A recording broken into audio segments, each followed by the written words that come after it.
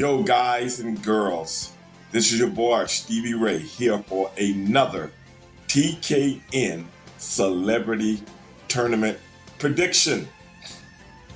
We got a little different one this week, ladies and gentlemen. We got 4 combatants. 4. And hey, I'm a fan of all of them. So let's get started, because then we'll see who's who. TKN Celebrity Tournament. First, we have Mr. Richard Karn, storyteller, actor type, real actor, thespian if you will. On top of that, we got another actor, Robert Shafer. You guys know who he is. He ain't building nothing this day. He's got to bring it with his intellect. Yes, Robert. My boy, Pro Wrestling Hall of Famer, Mr. Barry Darsow. You might remember him as Crusher Darsow. That was my favorite. My man. You know we wrestlers always do pretty good in this tournament. Last but not least, Basketball Hall of Famer, Mr. Mike Gminski. Is he gonna bring it today? Or will he miss at the free throw line when the pressure is on? Y'all know how it goes. But at the end of the day, man, only 3 can move forward. And I think that 3 will be Richard Shafer is a very smart guy. I think he'll move forward. Mike Gminski, another super smart guy. I think he'll move forward to hold up the basketball contingency. And my man, Barry Darsow, I'm pulling for you, baby. Richard,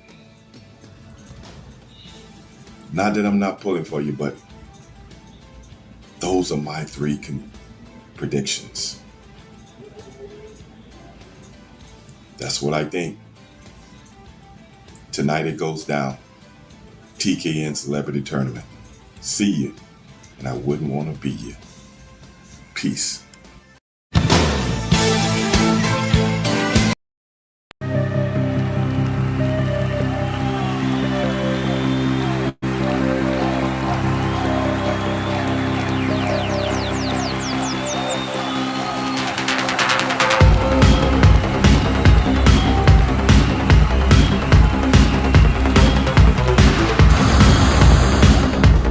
This is different, and I love it, man, because it got me thinking like I was back at school again. I don't even know where you come up with these questions.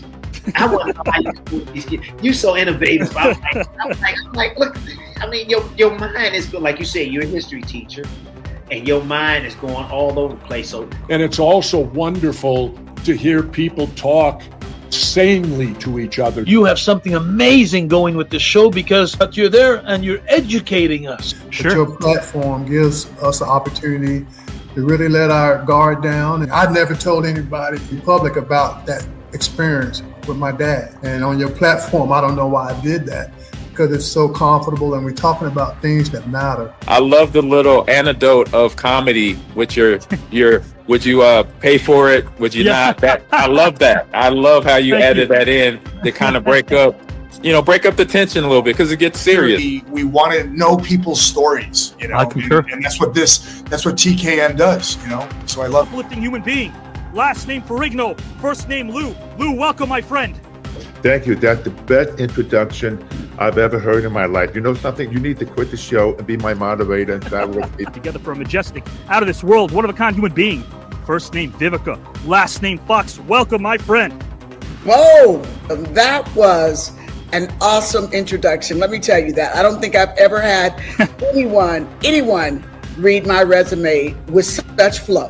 Avi is a poet, but he doesn't know it, but his feet show it. You're unbelievable. Last name Wilkins, first name Lenny. Lenny, welcome, my friend, to the Celebrity Tournament. Well, thank you for having me, and I'm excited about it. I'm looking forward to this.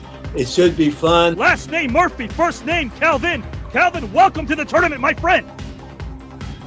Damn. You said it just like I wrote it. But these rhymes are going to wind down as I've reached the home stretch, the one and only Tretch. I You appreciate better than that. a lot of these rappers out there. You gave me good eargasm tonight, man. I love your voice. I love the things that you talk about. Well, you're the best I've seen. You're the Michael Jordan or LeBron James, whoever you want to make the GOAT. This is why your audiences love you. This is why you continue to great guests, and great guests beget great guests. I just want to do this again and again. I feel like I've made friends.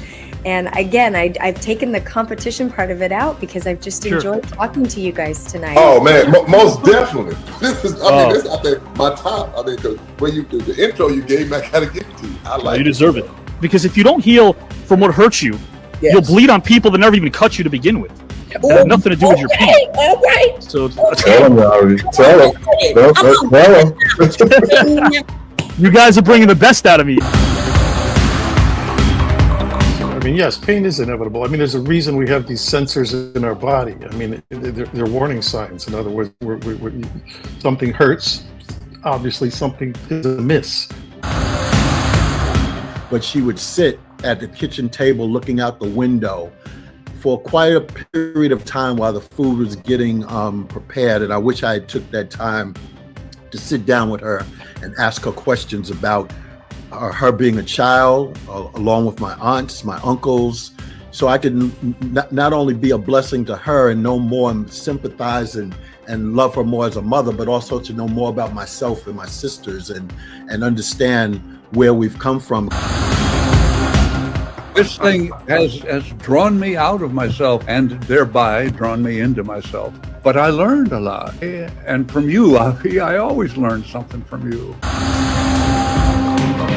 Continue to work as hard as you can, because by working, Avi, you will keep yourself busy and get used to the grief.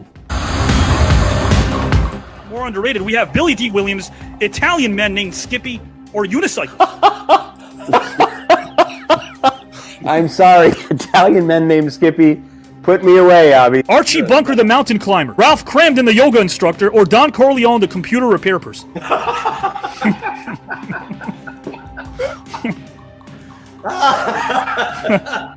It's clearly an issue with the hard drive. I'm going to go Don Corleone. Here, the reason I'm going for Christmas is because it does create those amazing memories that I've and Sarge, I know you've been there too, because I've seen you at so many different great events for Muscular Dystrophy Association. You compete with yourself. So Joe Reed, especially working with him, taking pictures in the magazine, helping me to shape my body and educate my mind.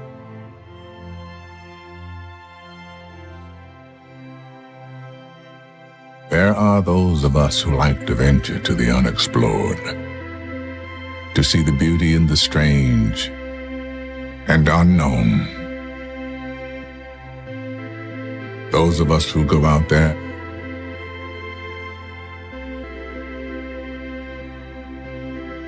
with a sense of wonder. God, matters not how straight the gate, how punishment charged the scroll. I am the master of my fate. I am the captain of my soul.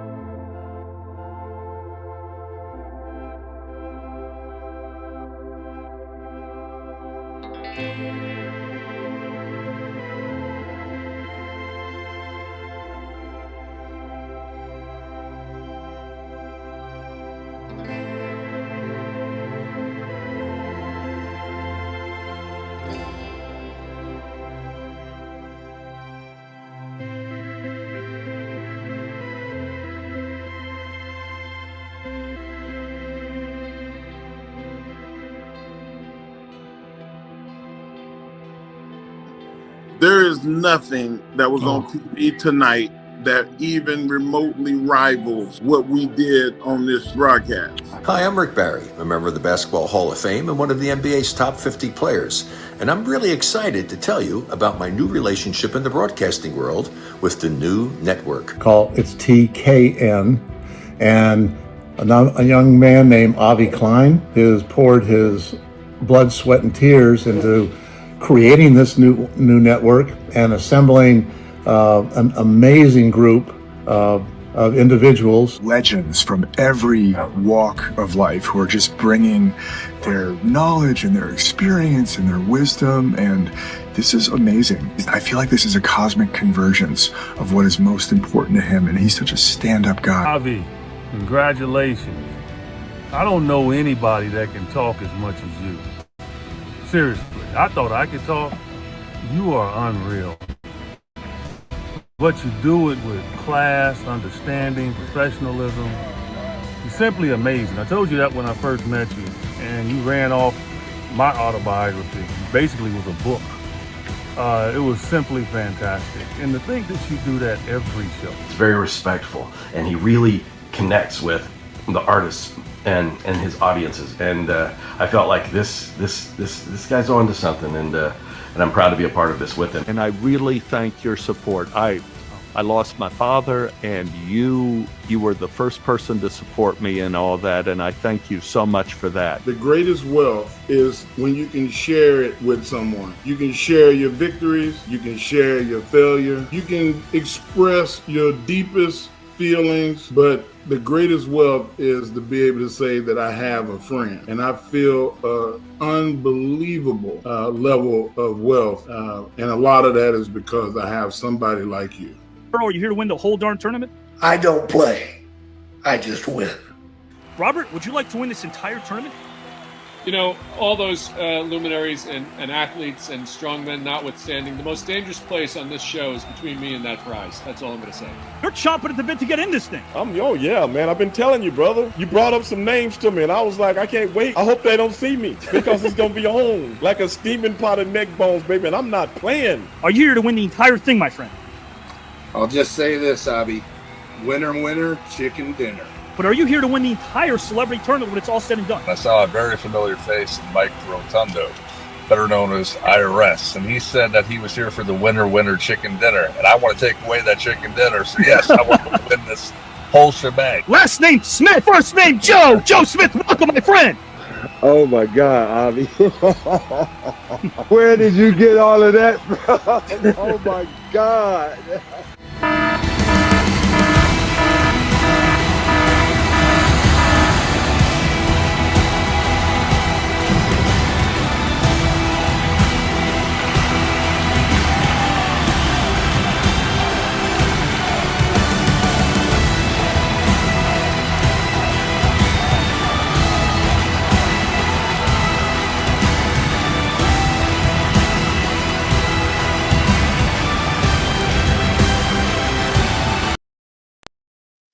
Guys and gals and pals, it is Saturday night. I feel all right. I hope you guys do as well. Guys, at its core, humanity involves the capacity for compassion, for empathy, for connection with others. It's why I do this. I don't want to sound like a fortune cookie, but I do feel like the essence of humanity lies in our ability to support each other, to share our experiences, to speak about those shared experiences, to foster a sense of community.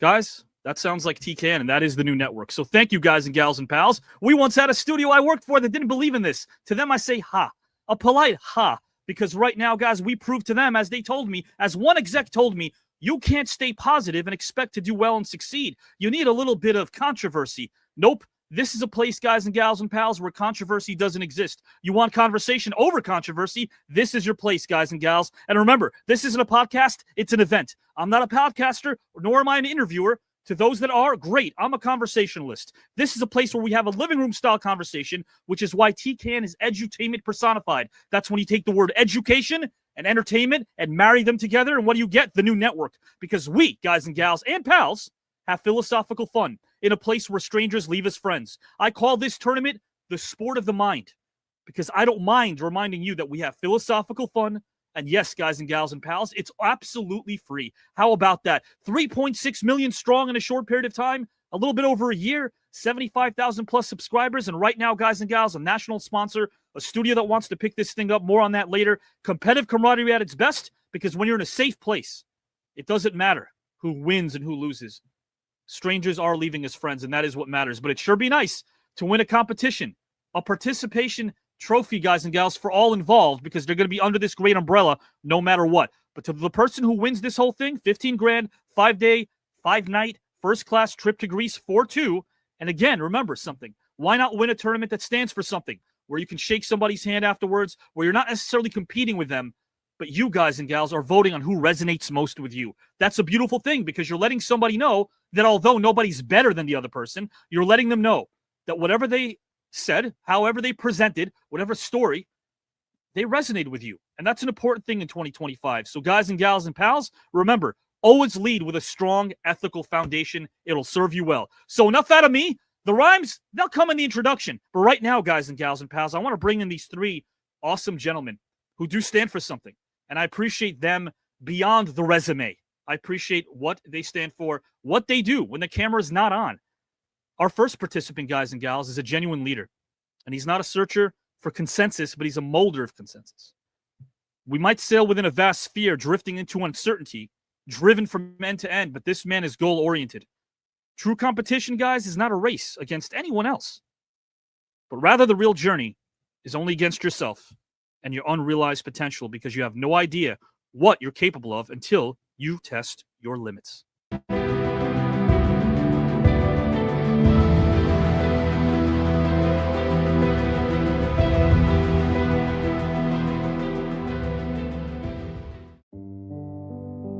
We are willing and able to engage in peaceful competition with any people on earth.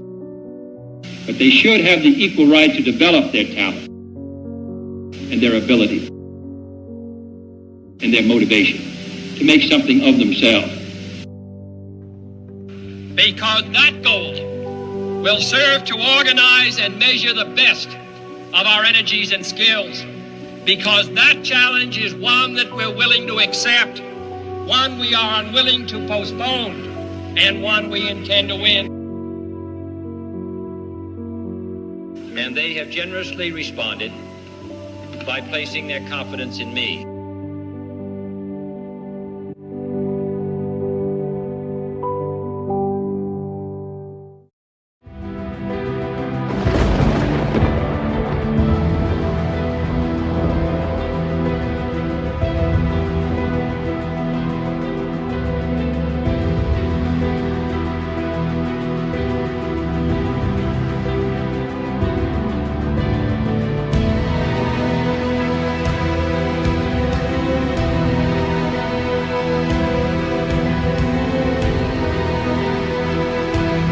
I'm going to go with first in the 1800s. I picked the Gettysburg Address as my historical moment to go back and cover. And the person that I wanted to have cover it with me was Walter Cronkite. And I picked that for 2 reasons, because I think we're in kind of a similar time. And the Gettysburg Address is something that is really fascinating to me. And Abraham Lincoln is a very, very fascinating person. And I think he may be one of the most important people in our history. A guy who was fighting to save our country, save the unity of a country that wasn't even 100 years old at the time. You know, my recovery from alcohol and my walk with Jesus Christ have gone pretty much hand in hand. You know, what I'm doing now and working in the recovery community and getting out and telling my story as much as I can and being transparent, that I really feel like Christ is working through me.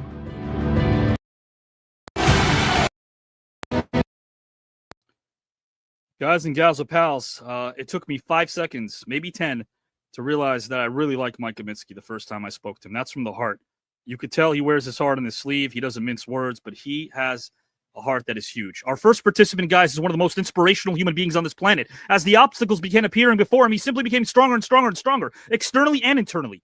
Guys and gals, he was born in Bridgeport, Connecticut, and was the grandson of a Polish immigrant from Krakow. Or I should say Krakow. Growing up in nearby Monroe, he attended Missouri High School, where his athletic gifts made many a human go wow. Encouraged by his parents, he played tennis, baseball, and football, and developed into one of the state's best high school basketball players. His future was bright. Everybody could see there wasn't a need to contact a bunch of soothsayers. He was also a very good student, guys and gals and pals. So good that he was able to leave high school a year early, a fact that most college recruiters overlooked. He always had a kind heart and made people around him better. Hang with him, and you're hooked. He struck up a friendship with a Duke player named Terry Chili at a basketball camp and decided to make the Durham, North Carolina school his first visit after his sophomore year. Soon we would all cheer at a man who annihilated the beast of life known as fear, while asserting his dominance on the court like an in his prime King Lear. He fell in love with the campus and committed to the Blue Devils, where head coach Bill Foster was, guys and gals and pals, trying to rebuild the program. In the words of Uncle Sam, they wanted him because his play eradicated the grim. All one had to do was watch him kick butt in the gym. In his first season, this legend averaged 15.3 points and 10.7 rebounds. Happy times were there again in Duke. One couldn't ignore the sounds. He was named the Atlantic Coast Conference 1976 to 1977 co-rookie of the year. And as a sophomore, he got even better. He averaged 20 points and 10 rebounds, earning first-team All-ACC honors while placing emphasis on one letter, the letter W, as he was all about the win. Much to no one's chagrin, he took care of business like an Andre the Giant pin. Duke also won the ACC tournament for the first time since 1966 and made the NCAA tournament, where this man was an instant classic like vintage Beatles vinyls. He had a 29-point performance against Notre Dame in the semifinals. The Cinderella Blue Devils made it all the way to the 1978 National Championship game, where they battled oh so valiantly. This man's stock was rising fast. This we could all see. His 20 points and 12 rebounds in the game earned him a spot in the All-NCAA Final Four team. Years later, his testimony and mission would remind us all that reality is far brighter than any dream. As a junior, he earned All-American honors, was named ACC Player of the Year, as the fans never left their seats for popcorn and a Coke. By the time his NCAA career wrapped up, there were many records that he broke. Let me bring up some accolades that illustrate why he was one of the greatest of all time. I shall even do the following sans one singular rhyme. 3-time All-American in 1978, 79, 80. 3-time Academic All-America, 1978, 79, 80. ACC Player of the Year in 79. 3-time All-ACC in 78, 79, and 80. All Final Four and All East Regional 78. He set a single-season school record for blocks with 97 swats. His senior season marked the third time that the history major was named an Academic All-American. He still holds Duke's career records for rebounds, 1,242, and blocks, 345, and is third in scoring with 2,323 points. His jersey number 43 was retired by Duke shortly after he left the school, and he was later inducted into the Duke Sports Hall of Fame. But despite the name, the acclaim, and the fame, his way of being stayed the same. He enjoyed an outstanding 14-year NBA career, and he never let anything stop his excellence, not even broken bones or torn joints. He's one of only a handful of pro players to haul in more than 6,000 rebounds and score more than 10,000 points. But as impressive as those numbers are, how he gives back is something we must cherish and love, not merely like. If you bet against this man missing a free throw, you better take a hike. He was a Harley Davidson, strong and fierce, while the rest of us were barely keeping up on a bike. So get on your feet like a passionate Knicks fan named Spike, as I bring in a wonderful, intelligent, kind human being. Last name Gminski, first name Mike. Welcome to round 2 of the tournament, my friend.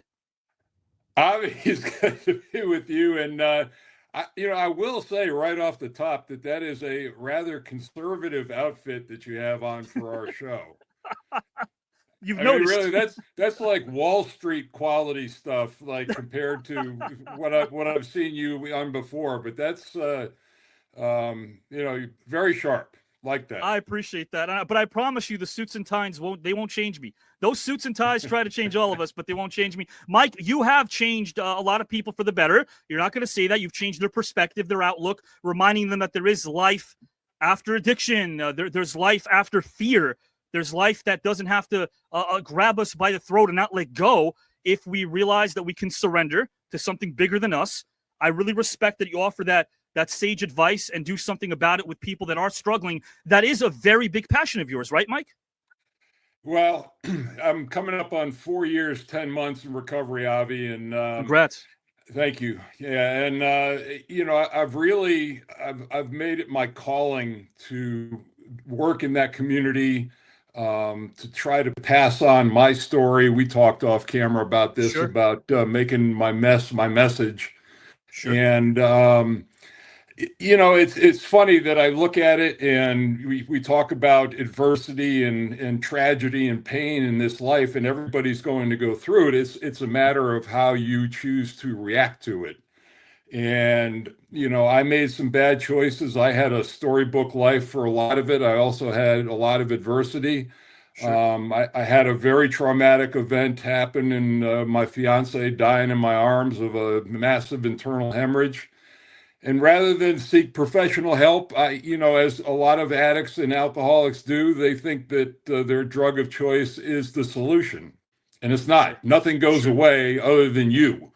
And, you know, so now in doing what I'm doing, I've found that everything up to this point has given me the platform, you know, the playing, the announcing, the broadcasting, all kind of coming together. Sure. And almost like I see God's purpose now for me at this moment of how the adversity has really helped me and given me, you know, incredible energy at this point in my life. I think a lot of people that breathe your air are fortunate because, again, I brought this up in my intro leading up to the main introduction for you, my friend, is that it took me just 10 seconds to realize that you are authentic and genuine. I appreciate you a ton. We share something similar because, as I mentioned only about 3 or 4 times in the history of the show, I lost my fiance. I was set to get married to her 2 weeks before the wedding. She was complaining about headaches. I get migraines myself, and stupid old me said, "Oh, just take some liquid gels. You'll be fine."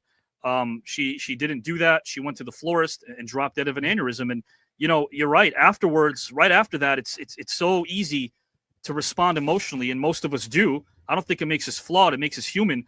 But you're so right about how there are different paths we can take if we just take that deep breath. Like when I find myself struggling, and I do a lot, I'll just take a deep breath. That's the first thing I'll do is I'll go back to the basics, breath control, breathing control. My friend, I can't control myself. I'm getting goosebumps because at the end of the day, we're making a difference. There are people that are telling us, again, the suits and ties, that we're inspiring them through this show. This is a tournament. Nothing wrong with good old-fashioned healthy competition, especially when we're not at each other's throats. Mike, at the end of the day, 100, close to 150 Hall of Famers and Oscar winners and Grammy winners and Tony winners all coming together for this experience. Mike, my friend, would you like to win it all? Hey, you know, I'm already 6'10", Avi, but it's really going to be nice standing on that top perch, looking down on the podium on number 2 and number 3. So my gosh, I can't wait. If I really wanted to rub it in, I'd maybe play the Polish national anthem and have the flag raised there, you know, but guys and gals and pals, we're going to have a ton of fun. I promise you, Mr. Gminski, I'll put you backstage and bring you right back in. Thank you. Thank you, my friend. Appreciate you, guys. Mr. Gminski, guys and gals and pals, is very motivating, and I guarantee you guys to follow him because what he speaks can relate to all of us. A man who's definitely triumphed over a lot of adversity, and he's done it by being so honest and truthful. We have to respect that. Guys and gals and pals, I will say the same thing about Robert and about Richard. We're having an issue with Barry, who can't sign in. Barry was supposed to be our 4th today, sort of a last-minute addition. Barry might be having tech problems. But guys and gals and pals, I can't wait to bring in our second participant because we've spoken off camera as well. And I don't know, speaking to him on the phone seems like you're speaking to a friend that you've kind of known your whole life. He's very relaxed and he listens oh so well. And I really respect that about him. But guys, remember that opportunity dances with those already on the dance floor. You got to be on the dance floor. Do not do the work for recognition. Do work worthy of recognition. And our second participant epitomizes the latter, as his beautiful works of art go several layers of magnitude deep. He's filled many a blank canvas with honesty, which makes him undoubtedly quite the artist. The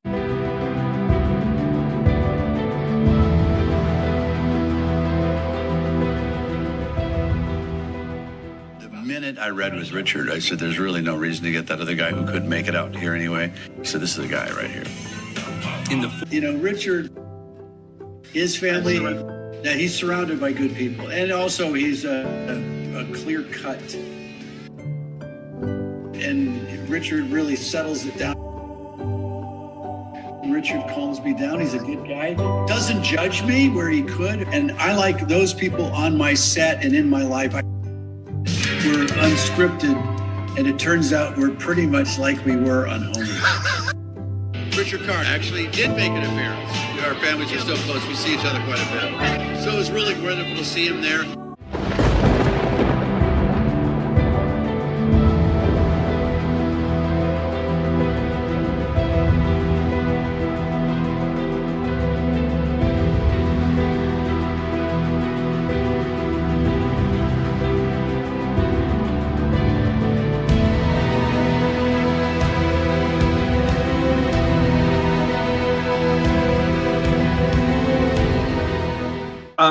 When Obama was president, he had a chance to put in another judge on the Supreme Court, and Mitch McConnell blocked him.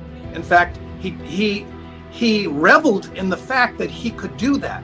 That he could say, "Listen, you know what? You still have 11 months left in your presidency, but tradition states there are other things that have happened this way, and we are going to block anything that you bring up." Okay, all right. Well, Larry mentioned Homo sapiens are kind of like the reason we are where we are. But Homo sapiens evolved out of Cro-Magnon. The Cro-Magnons were there before. The reason they went away was because their intestinal tubes weren't long enough. They couldn't digest the foods as cleanly as then Homo sapiens who took over. But as we grew, as we went from groups, small groups, to clans, to a village, to a city, to a town, to a country, we evolved along the way, and we brought certain things along with us. We brought wheat. Guys and gals and pals, again, Mr. Richard Karn. He makes me think. I would always tell my students when I used to teach history and the craft of storytelling, if you can't be your own teacher, then you might as well be lost. But the best teacher, I think, doesn't come from within. It comes from those around you. I learn more from my students than I ever have from teachers. And you're wondering, what does that have to do with Richard? It's simple. When I listened to that conversation, I had the best seat in the house as the host, as the moderator, whatever you want to call me. And I was sitting backstage, and he was piling up logic on top of logic on top of logic. And it was breathtaking to hear that, how he was able to present in such a way that I thought was really very relatable and very intelligent, and he's such a down-to-earth guy. Guys and gals, our pals, our second participant grew up in Seattle, and he enjoyed watching Huskies games with his entire fam. His curiosity was unmatched as he took saxophone in elementary school, and wham, he got to where he could rattle off a pretty good Mary Had a Little Lamb. His father, Gene, was a contractor and architect, while his mom, Louise, was an artist. That explains a lot about our guest's work, because it's always been truthful and honest, and as pure as a John Stockton assist. As an acting teacher myself, I always say you can never rely on a lie, because disingenuous actions are about as impactful as a moon without a sky, which is why this man's storytelling inspires those that respect their canvas as much as Doc Brown respected Marty McFly, or a hippie infatuated with tie-dye. This man was also a heck of an athlete, as he was a starting wide receiver at Roosevelt High. He graduated from UW in 1979 and began his acting career in New York City. He starred in the title role of Larry Shoes the Foreigner as he got down to the nitty-gritty. This is where his toolbox expanded, as he was booking many a role without relying upon that proverbial knock on the door. He appeared in hit plays including Me and My Girl, Losing It, and The Other Shore. He landed roles in features Desperately Seeking Susan and House of Games, as those that took in his beautiful works of art reacted with everything but a frown. Shortly thereafter, he decided to relocate to Tinseltown. He starred in the Los Angeles premiere of the play Our Father, as I continue to honor this man by dropping more dimes. This particular play was a hit, as it was a critic's choice of the Los Angeles Times. One day on his way home from a rehearsal of the Scottish play, he rolled through a stop sign. There he met an agent who told him about a show which was oh so fine, as it resonated with the masses, that show, including this writer Avi Klein. He was able to finesse an audition, even though he was told the part was already cast. My good friend Stephen Tobolowsky booked the role, but it wouldn't last. He left to do a film, so our next guest got it, and it took it to another level, like a man named Michael who knows how to swim. The role expanded after he delivered that famous line, "I don't think so, Tim." I'm talking about the iconic Home Improvement, in which he portrayed Al Borland for over 8 years. He deserved his roses, as we recognized his art and showered him with limitless cheers. Prior to my friend John O'Hurley hosting Family Feud, our next guest did just that for 4 years. I know that you, our viewers, that I dubbed the engine, are happy you're here, because if you miss seeing this great talent on screen, you'll kick yourself forever and go darn. But no need, because right now you can welcome a humble, kind, and thoughtful human being. First name Richard, last name Karn. Welcome, my friend, to round number 2 of the tournament. Thank you. You know, I feel like I should die now, because my whole life has just flashed before my eyes. Man, you've touched a lot of lives too, my friend. Absolutely. You deserve that. You deserve that. Yeah, sure. Well, thank you. Thank you. Yeah. Yeah, I'm going to ask you a question, my friend, about the arts before I bring in Mr. Robert Shafer and Mr. Mike Gminski. When it comes to storytelling, you hear about honest and truthful storytelling. Is there anything more honest and truthful than somebody telling you that a performance might have impacted them, or even, dare I ask, inspired them to get into this field? That is very inspiring, and it happens all the time. I mean, it happens to me when I watch other artists doing amazing things. I feel inspired. I feel like I can go out and do a lot of different things. When I can be, that for someone else, it's a really great feeling.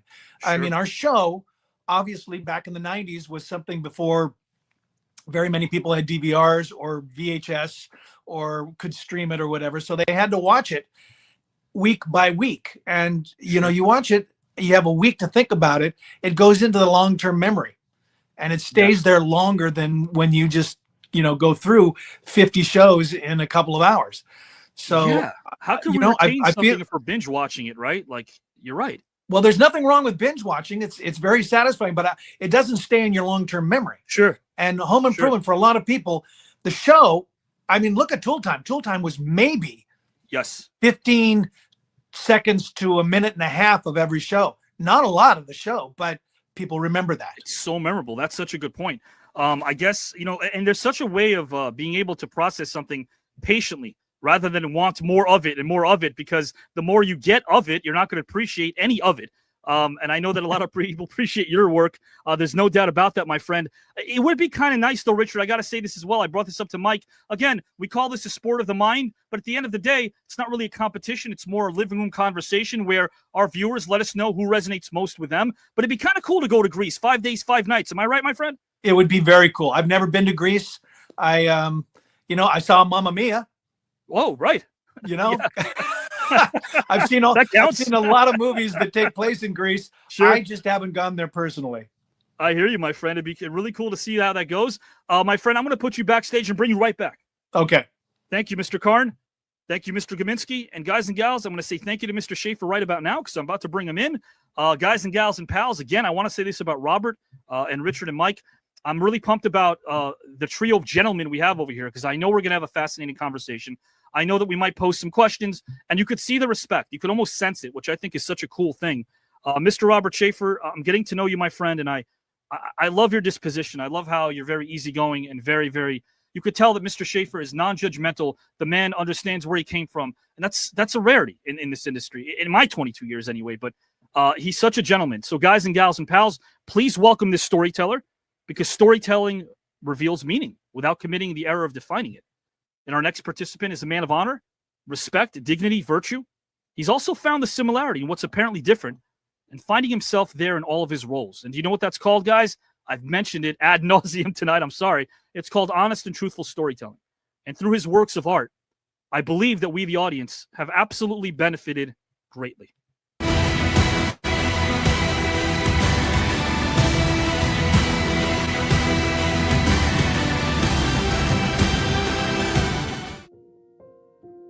He said that when you do this, you're going to really have to commit.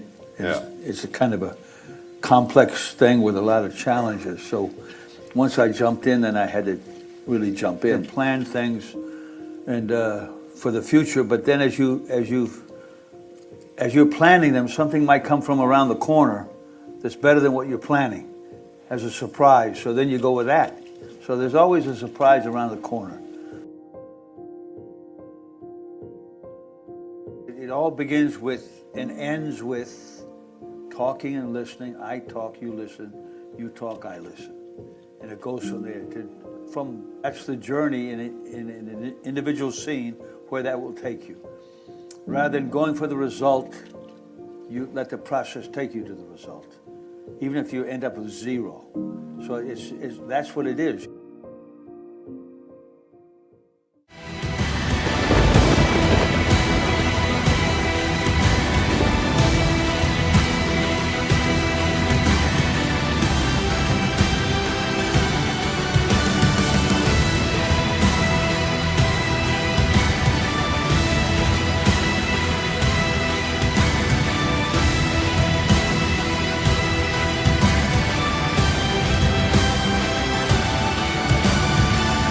actor yells at me from the top row in the balcony and goes, "What are you doing?"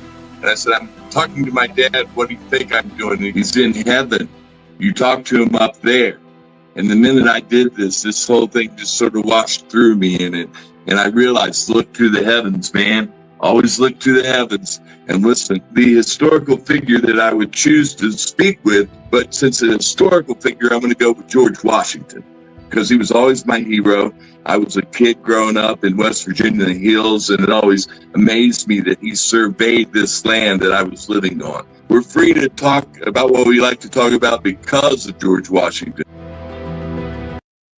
Guys and gals and pals, and you are free to root us on, cheer us on. I don't ask for shills or plugs. You know this thing is free. I'm not doing this for the old dollar. But again, guys and gals, keep subscribing because it does help us. And as you heard, guys and gals and pals, what Robert Shafer said, I think is something we can all subscribe to. There's no doubt about that. Again, a pleasant human being. Looking forward to getting to know him oh so well. And again, such a very diverse, a man who has so much range. Guys and gals, our third participant is originally from Pinch Ridge, West Virginia, as his family's been living there since 1756, which makes this one go whoa. His roots run deep as he visits quite often, but years after he was fawning over Phyllis on your favorite show. This man developed an artistic and creative toolbox with quite the MO, as his talents he'd bestow. As a West Virginian, he was a rare specimen when he moved to LA in 1980, but he had plans. He gets defensive, guys and gals, about where he came, but hey, he shouldn't, because Jerry West was from there, so take that, Laker fans. He was 11 years old when he moved away. It was rough, but the lyrics in John Denver's song Country Roads always took him back to a place where he could reminisce. But how about this for a purpose? He started taking acting lessons from the legendary Peggy Fury, something impossible to dismiss, as I would definitely be a kid in a candy store in eternal bliss. She was the #1 teacher, guys and gals and pals, as far as reputation and demand.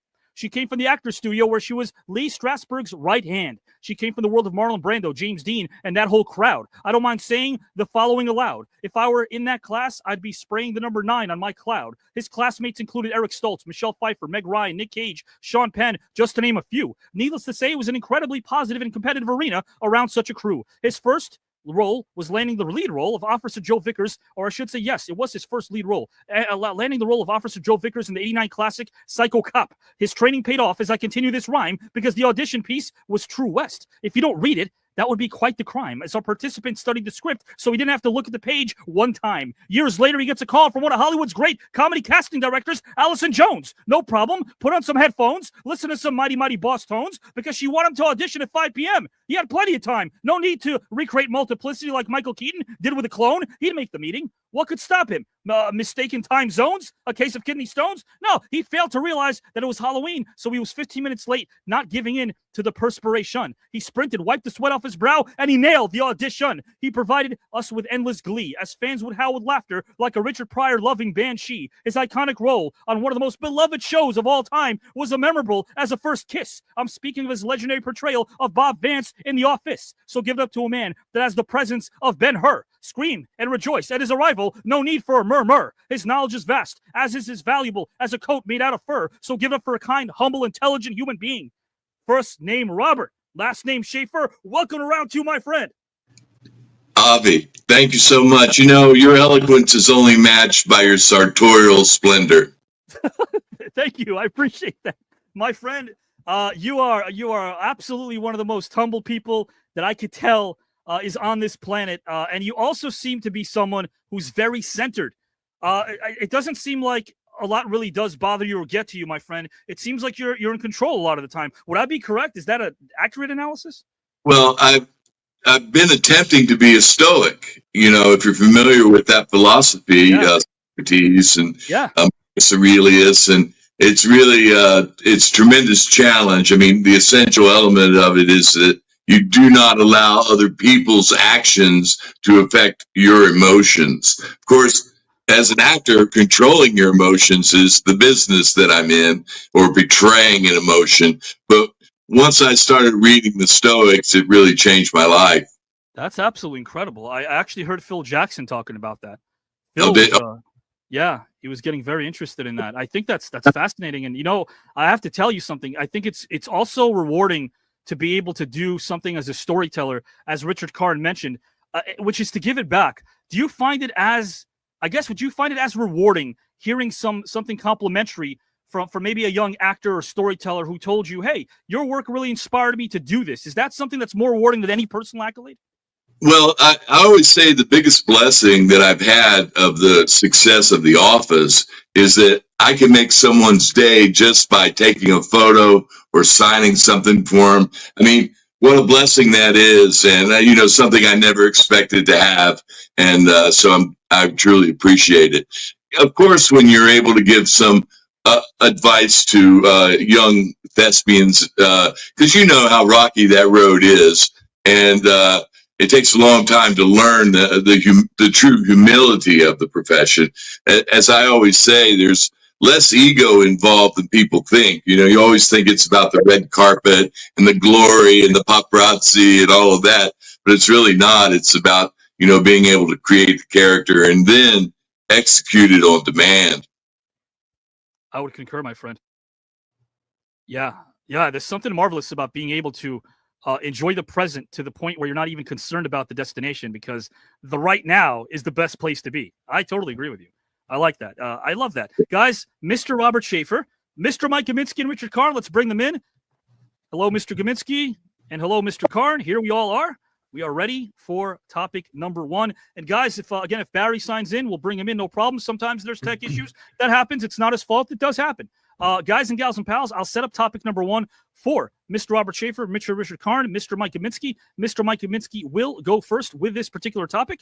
If anybody wants to ask Mr. Gminski a question during or after, all you got to do is kind of give me a cue, one of these, and I'll pop up. Not a problem. You have all the time in the world, my friend. I'm going to set this up for our audience. I call this topic 3 times a charm, because in this particular scenario, you've been tasked with traveling back in time.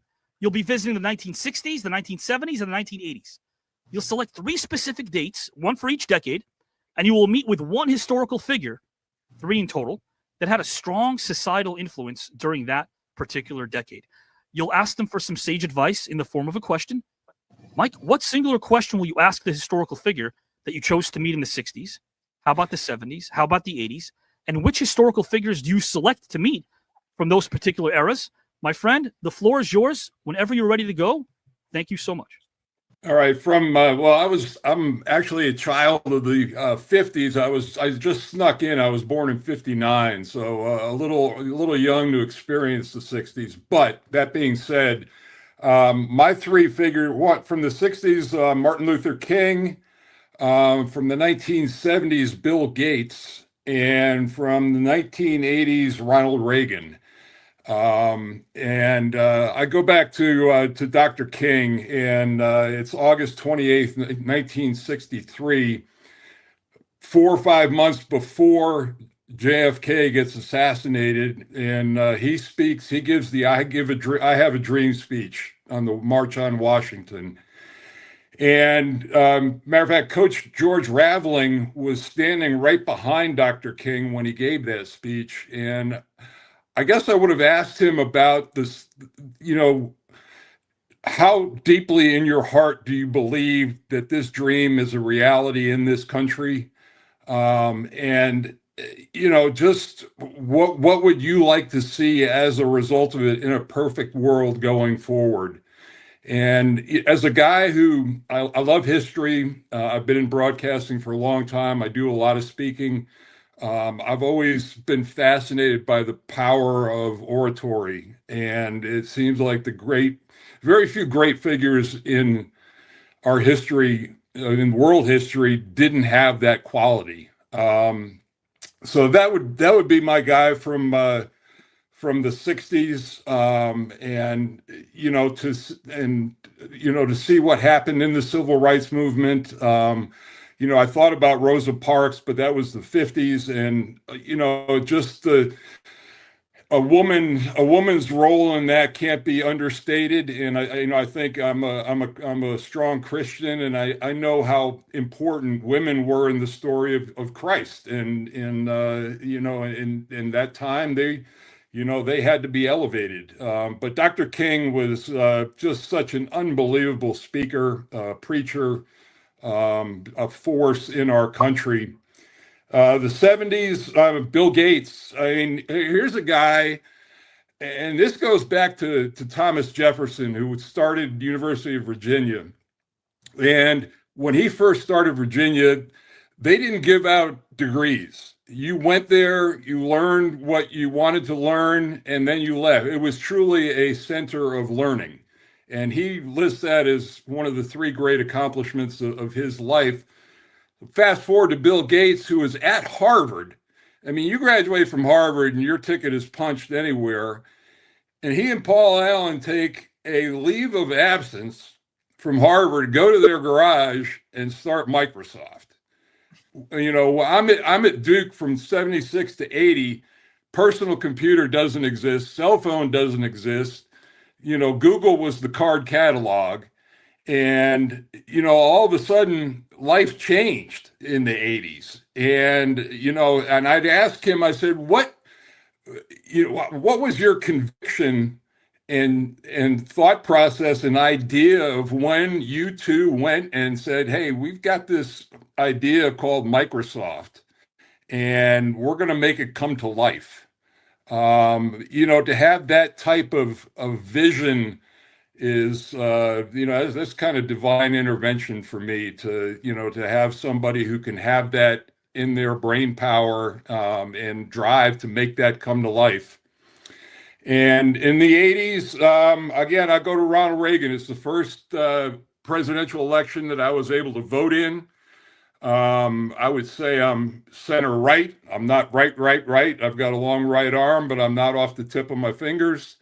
But Ronald Reagan, for a couple reasons. One, that was an era where he really worked across the aisle. If you remember, he was really inheriting a lot from the Carter presidency, and he really worked with Tip O'Neill. And they were not exactly in lockstep ideologically, but they governed. And I think a lot of people kind of downplayed Reagan's intellect from, you know, his acting days. And, you know, a lot of people didn't take him seriously. But I think that really prepared him to be that president at that time where this country needed to be uplifted. And I think he really did that. And I'll fast forward to the end of his second term in June 12th in 87 in front of the Brandenburg Gate in Berlin, when he stood and said, Mr. Gorbachev, tear down this wall. Just one of the great speeches, you know, his battle against communism. And, you know, that, as poignant as the Berlin Wall was going back to the 60s, and, you know, what that meant to the German people, just, you know, again, the power of the spoken word, it just cannot be understated. Appreciate that so much, my friend. I was listening to what you were saying, and, you know, it's funny because, well, of course, when he tear down that wall, when it finally came crashing down, I'm going to try to interweave this into a little basketball here. I think this is kind of cool. There was a 5 overtime game played between Milwaukee and Seattle in November of 89 when that thing came down. And I just always find it fascinating that while we're living life or experiencing life, there's other life. And there are other moments that are happening while we think our own is the biggest. It's the most grand. I want to ask you a question, Mr. Gminski, before I kick it over to Mr. Richard Karn. Yep. And I love where you went with this. Do you think that a political figure of any sort can do the right thing in any moral situation? Because the right thing to them may not be the right thing to us. Is there inevitably a right thing to do? Yeah, and I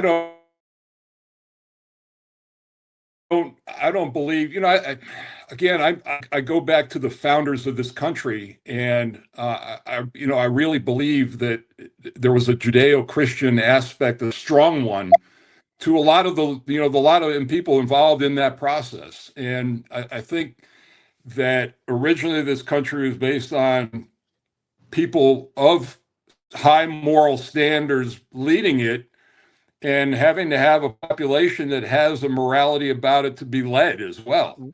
Right. So, you know, whether that's possible today, you know, I think we live in a time where in real time, everybody's actions can be traced at every second. You know, were all the founding fathers great people? No.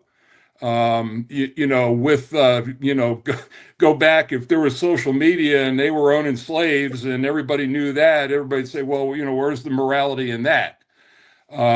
So I think, I don't know that our human condition has changed. I think what's available to people out there is almost too much, but I don't think it's ever wrong to do the right thing. Well, because the president, you're right. So a president is still, up until now, a man. We haven't elected a woman yet, of course. Hey, guys and gals and pals, vote for policy, right? No matter what the gender or someone's race or creed is. But we've never seen a man in office get scrutinized for being a person, but rather someone who may make some fundamental decisions we don't agree with. So can we go back? Because you just said something interesting. Maybe there's a lot of cynicism. Maybe we're accepting the fact that we can't accept some form of acceptance because we're so cynical about everything, and everyone's got a voice. You know what I say? I don't know if you guys agree with this or not, but I feel like right now, when it comes to how we're perceiving information or how we're regurgitating it, we're doing it in such a way that is being processed in real time. So we're not really thinking about what we're putting out. We're putting it out so quickly, and the brain isn't meant to function that way. Do you think that at this point, our cynicism has overtaken our ability to stand behind a leader, singular speaking, one leader? Well, here's my take on that one, and I'll go back biblically. There were a lot of flawed people. As a matter of fact, most of the people in the Bible were seriously flawed and had some serious moral and ethical issues who were used for a divine purpose. That being said, yes, do we hold our president and our leaders to a higher standard? I think we should, yes. But we also have to be very careful of being judgmental because, unless you want Christ staying in front of you and going down on the ground and drawing a little, something in the sand and, you're going to pick up the first stone. So I think people can get a little self-righteous and maybe a lot self-righteous and a lot holier than thou. Yeah. I would love to just see, I guess, a baseline of human decency across the board. That'd be nice. It'd be a nice start. That's this show and being with these guys and having a studio exec tell you that good conversation doesn't sell. Yeah. Come on, if that's an aberration, then I think we're in trouble. Yeah. I'd like to say I was surprised, but I wasn't. But I love that last time we had Richard on, Mr. Gminski, he was talking about hope and how inherently I think people want to do good. I don't think many people wake up in the morning saying, I want to ruin something or someone's life. I don't think that's the case. But I think when we're around so much destruction, it becomes sort of part of our daily lives. We become immune to it. It's kind of sad that that's the new norm. And before I kick it over to Richard and Robert, do you feel, and please, Robert, Richard, Mike, jump in if you'd like to. Do you feel as if right now it's our responsibility, maybe as elder statesmen, to be more proactive in our approach, or do the youth of this planet, should they learn and adapt everything the way we did through trial and error? Or is it our obligation to wake them up a little bit? I don't think they can. I don't think they can do the same thing that we did growing up, because they now have so much more information. And whether that information is, funneled through the prism of this, this point of view or that point of view, it reaches them because of algorithms that they are comfortable with. And I think when you know somebody too well, there is contempt. There is contempt because nobody can be that good in their privacy or in a private moment or like that. And now, back in the 60s, which we're talking about, or the 70s, sure, that kind of information didn't travel quickly. But as soon as the 90s, 2000s now, that travels fast. Yes. And for better or worse, who do we trust? Gosh almighty, that's such a good point. Mr. Shafer, would you concur, my friend?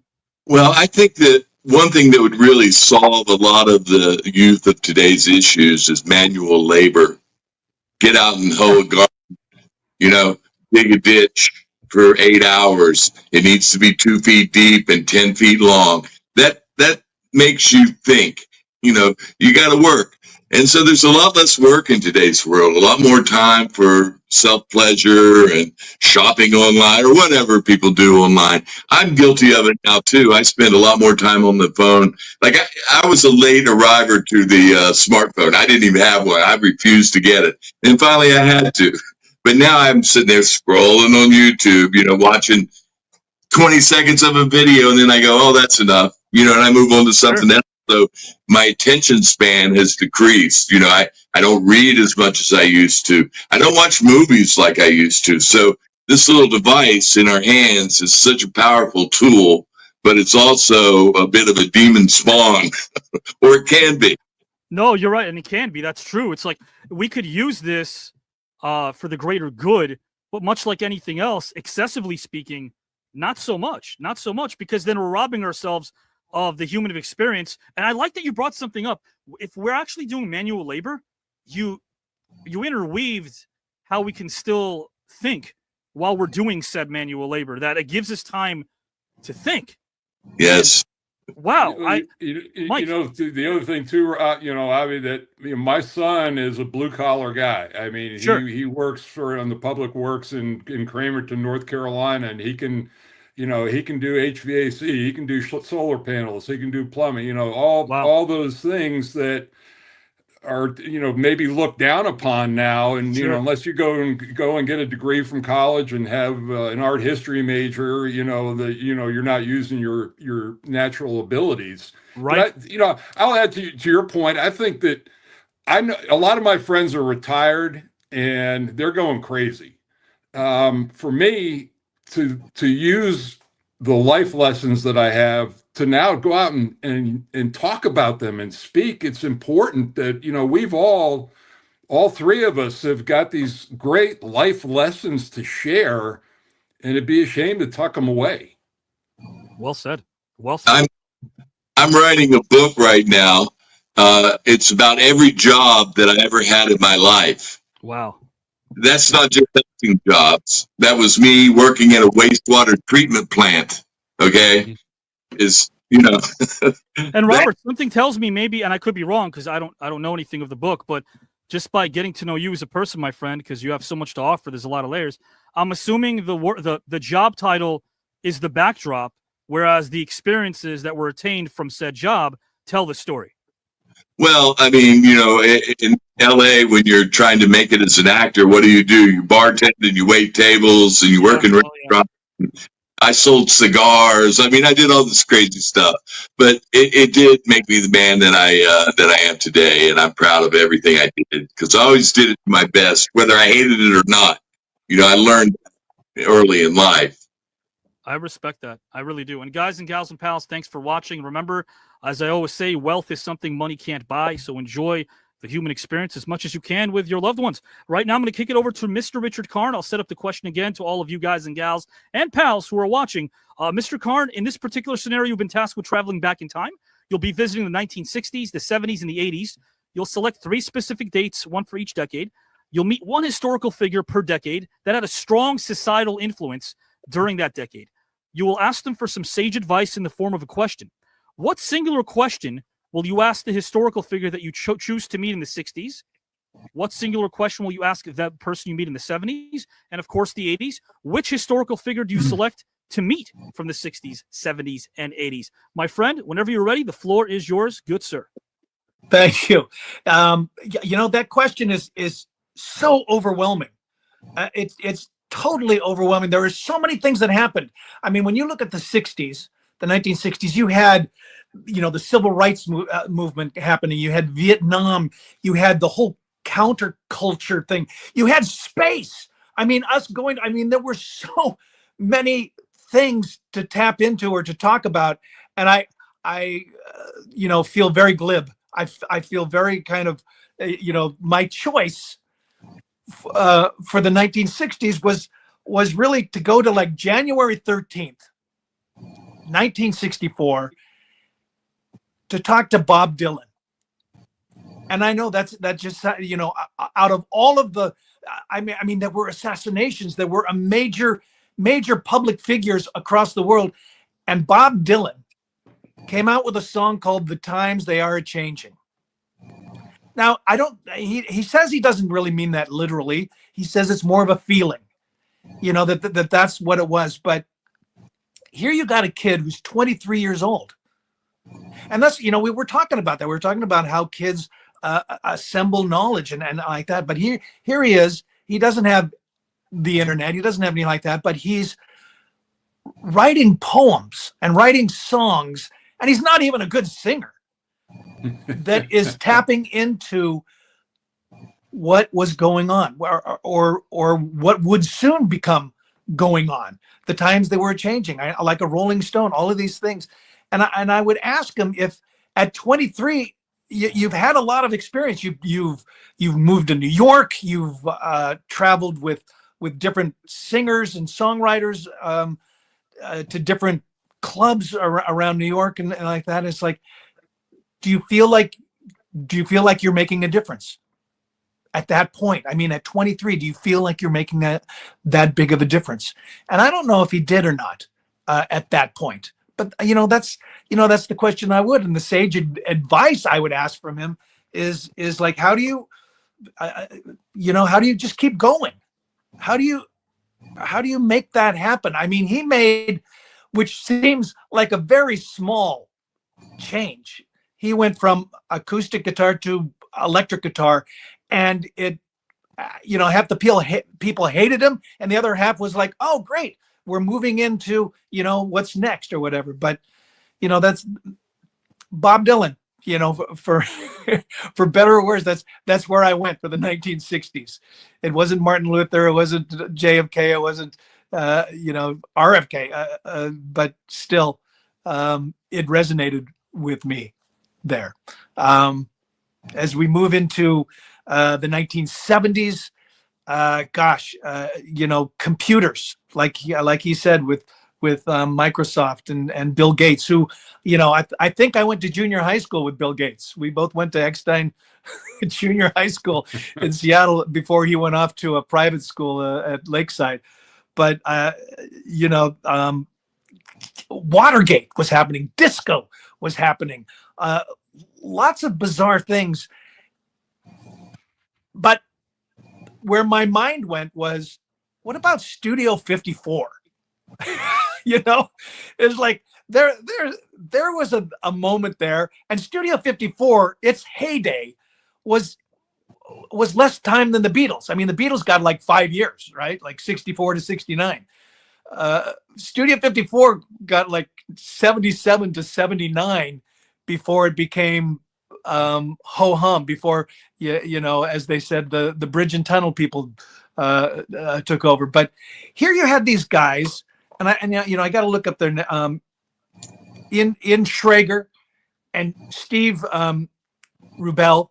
I mean, they're in their 30s now. They're 34, 33 or whatever, but they've created something that the club scene hadn't really seen that before, where you had all these major Gestalt cultural icons all gathering to dance at a downstairs Studio 54. You had Halston, and you had Liza Minnelli, and just all these different people, and they had to decide who could go in and who couldn't. It's like, how do you do that? I mean, that's my question. It's like, how do you decide who you are inviting into your party every night?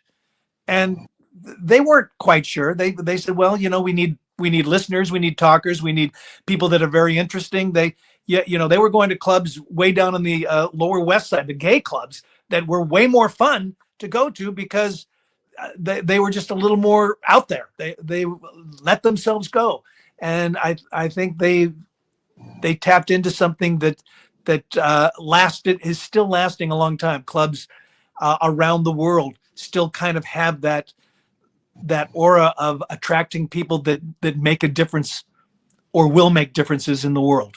That's my 1980 or 70s. And 1980 was I had just moved to New York. I had moved to New York in 1979, literally down the street from Studio 54. I was in a studio apartment on 54th between 9th and 10th, a block and a half away. But I was there the night that, I was in New York, and close by the night that John Lennon got shot. And so Mark David Chapman came to mind, and he's not somebody you want to ask for sage advice. You don't want, you want to know why did you do this? Here's a kid, and literally he's 25, but he found himself finding things and looking at the world in a prism of like, this guy, the Beatles said that they were bigger than Jesus, or John Lennon said, we're bigger than Jesus. And it was just an offhand comment that resonated around the world and affected a lot of people that all of a sudden took offense to that. And I think that boiled inside of him, and he wasn't able to find a release for that. He wanted to, but he kept going back. And I think my question to him is like, why didn't you stop yourself? He had a chance, many chances, just to stop himself. He'd already gotten a signature from John Lennon earlier that day, and he went back. He just went back and said, I got to take care of this. This is something that I feel I need to do. And he shoots him on the street in his back. And well, that's that changed a lot of people, and how they, whether they felt safe or whether they felt, what it was. And I went to Central Park a week later, and I was in that throng of 300,000 people in Central Park taking a minute of silence. You have that many people, all of a sudden it's quiet, it's silent, it's respect. All you can hear are the helicopters circling above us. But it was a very defining moment, and that was that was my moment of the 1980s. It was the beginning of the 1980s, because so much more happened in the 1980s. I lived in New York from 79 to 90, and I saw all of that going on. Yeah, that's my answer, I guess. Sure. No, I love that. It's Mike and Richard. It's great storytelling, because I almost see these different eras playing out based on your arrival. Like, I picture Mike arriving, and I picture Richard arriving, and I picture you guys asking them those questions. You brought up Mark David Chapman. The Dakota was the building. December of 80. Horrible, horrible day that occurred. In what's become a cryptic photo for those who've seen it, there he is one moment earlier in the afternoon getting an autograph from John Lennon. And then hours later, of course, he's his assassin. He assassinates John Lennon. I know this is a loaded question. I'm sure, there's different ways to explore it. But I like to start from the ground floor and work our way up. Do you buy into the fact that there is something as common as pure evil? Does that exist? Is within us as people? Is there pure evil? Does that exist? We put this connotation on it as pure evil. The human condition is across the spectrum. I mean, people have been, doing what they do for eons. But,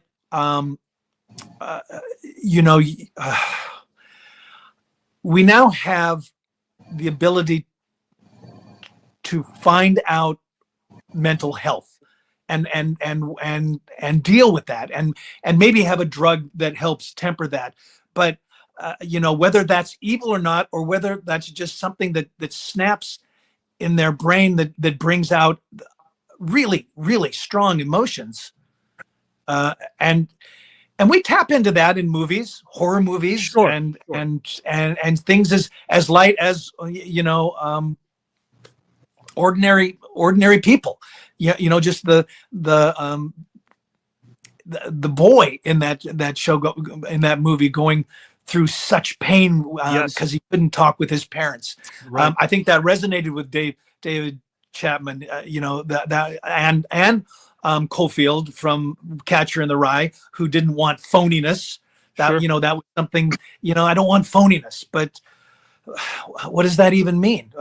To a lot of people, it's very different. And we can be phony because we're presenting ourselves to different people all day long in different ways, in different ways how we see ourselves, or we say one thing and they see us as something else.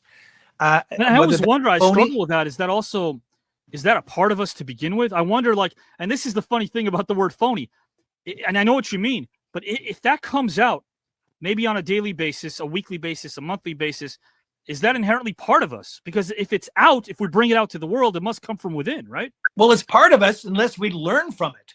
Right. I mean, the one great thing about having so much information thrown at us is that you know you can see stuff you've said, somebody else filmed it, or somebody else brought it up.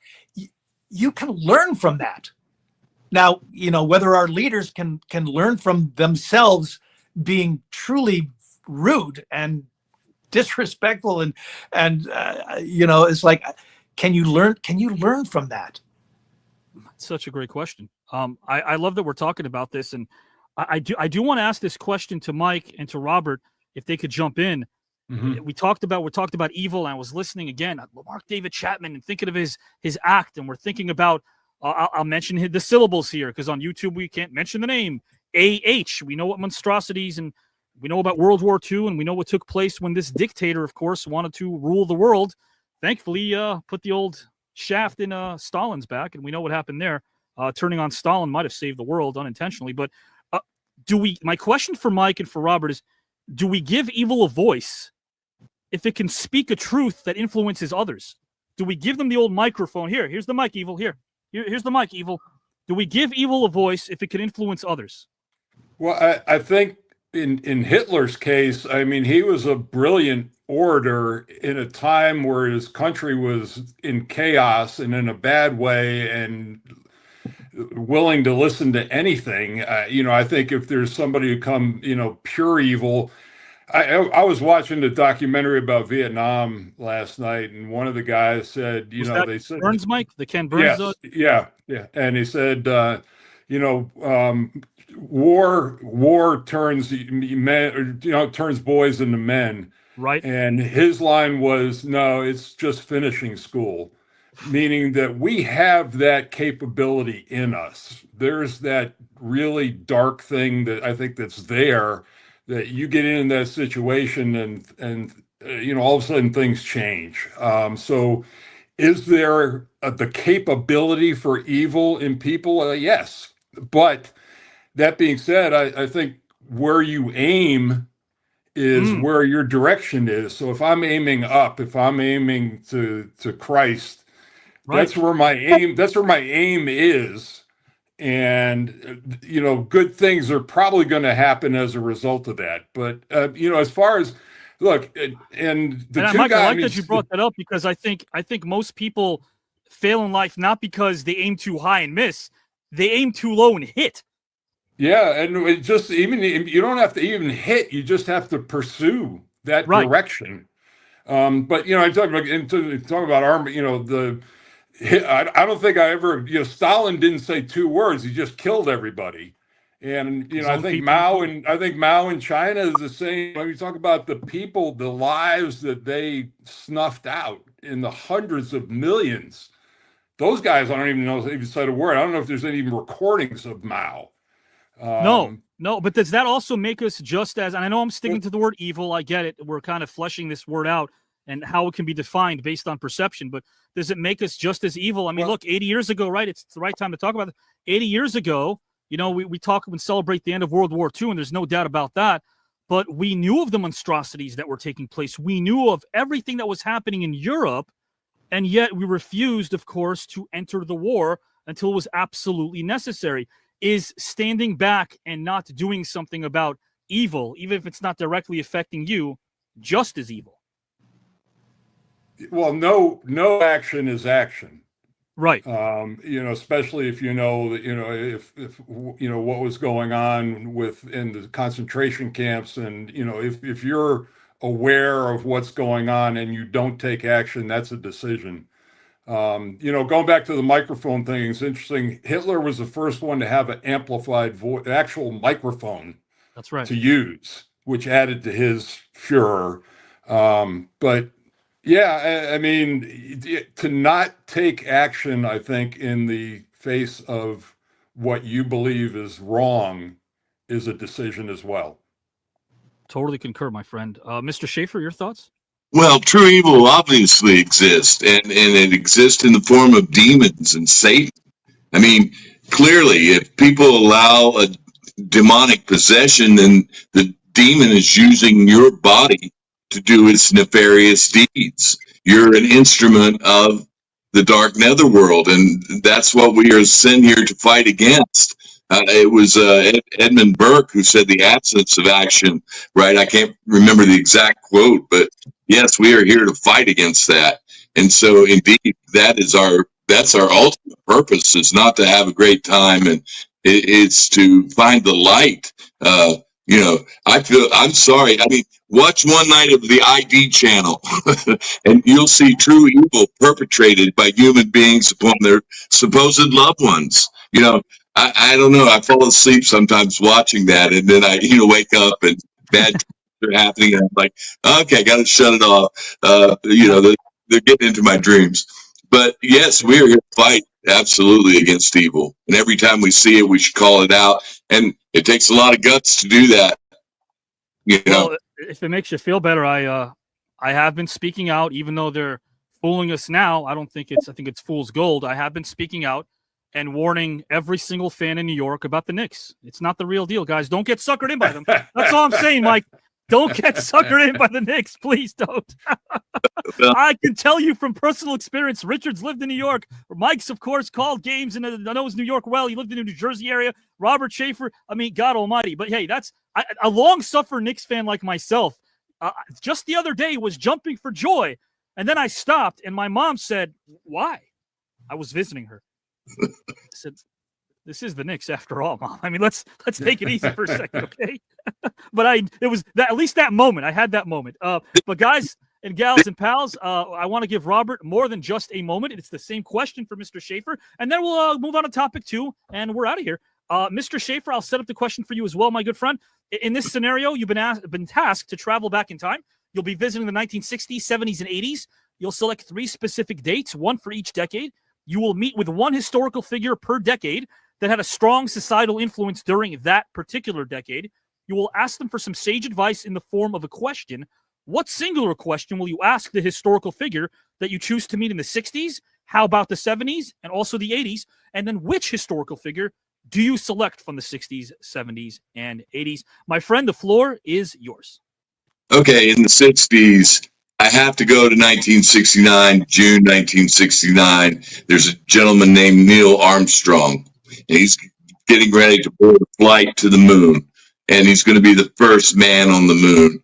And just 2 years earlier, the horrific fire had taken place where 3 astronauts died in the capsule because a spark hit a pure oxygen field, and the capsule door was unable to be opened.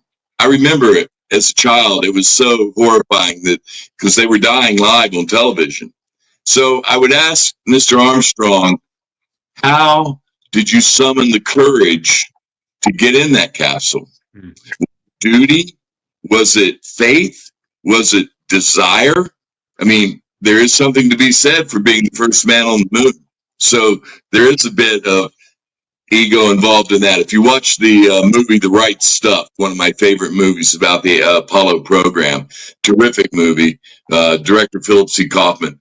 A lot of great actors in it too, Sam Shepard and Ed Harris and Dennis Quaid, all starting out, and it's a beautiful movie. So I would want to know how he summoned the courage to do this. And then as an addendum, if I could add this, Avi, after he came back, he went around and he gave a lot of speeches. Everybody wanted him to speak and tell about his experience on the moon. And I guess urban legend is that during one speech, he said, "It was for you, Mr. Potter." And everybody's like, "Mr. Potter? Who's Mr. Potter?" Well, the story, and I would want to know if this is true, the story is that when he was a kid, he was out playing catch baseball in his front yard. The ball gets away from him. It rolls all the way to the neighbor's house, down in the bushes. He goes down in the bushes to get it, and he hears an argument inside between the husband and the wife. And the wife says to Mr. Potter, "I will have oral sex with you when that kid next door walks on the moon." So I would know if that was true. I'm curious. Is that an urban legend or is that true? So in the 70s, I don't remember the specific date. I didn't read it again this morning, but I would go to Guyana, to a little place called Jonestown. November of 78, yeah. And I would ask Jones himself, why are you going to kill the women and children? Why did you bring cyanide to this socialist paradise where you've had work people at gunpoint? That day they killed 909 people. And so I would want to ask that. Of course, he'd probably have killed me for asking the question, but they killed the congressman and the whole delegation that came there. 5 people died on the airport tarmac trying to get out of that country. So why kill the children and the women? I mean, there's no honor in that. He termed it a revolutionary moment. We'll leave them out of it. How about that? So that would be my question in the 70s. And then in the 80s, I'm like Mr. Mike Gminski here. I would want to talk to Ronald Reagan because he changed that decade more than any other person. He brought down the Soviet Empire. The threat of nuclear war with them, although it still exists because they are still nuclear armed country. And now with hypersonic missiles, by the way, which we don't have any way to stop those. They fly, the altitude they fly it is far too low and they're way too quick.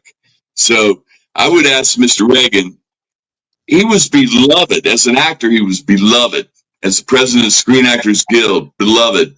Governor of California, they started to turn on him a little bit. But then when he became president, suddenly he's a dummy. He's going to start World War III, a nuclear war. I mean, That Time for Bonzo was the only film credit they ever talked about. He had a wide range of great parts. I watched him yesterday playing Grover Alec Cleveland, the pitcher. I mean, he was a leading man. So how do you stay to your true north when the rest of the world is suddenly hating you? How do you stay true to your principles? That is a strong man of faith and dignity. And how do you not hear the whispers, and not just the whispers, but the bold headlines every day attacking you as a man, as a husband, as a leader? I mean, that takes tremendous courage in the face of that. So I like to talk. I know Jones. Jim Jones is the wild card. By the way, great movie with Powers Booth, one of my favorite actors. He portrayed Jim Jones. Played Jim Jones, and he's also in Tombstone. He's the lead bad guy. For those who don't know who Powers Booth is, but tremendous actor. And for maybe our younger viewers, I guess this is. I would say that I can't believe I'm saying this is 25 years ago. But if you guys ever watched a horror film by someone, I used to write for Bill Paxton. He starred and directed a movie called Frailty, and Powers Booth is incredible in that movie. That's his dad in that, right? Yeah, that's right. Yeah. Matthew McConaughey's there. Bill Paxton plays the father. I found a lot of things you said really interesting because, and I mean this is a compliment to Mike and to Robert and Richard. I was writing backstage because I'm like, this is the first time this has ever happened. I've never said this on air. I'm actually thinking of the next topic, for those who advance to the next round. I'm thinking of the topic being, how would you respond to the response you receive from the people you posed the question to in this topic? Like,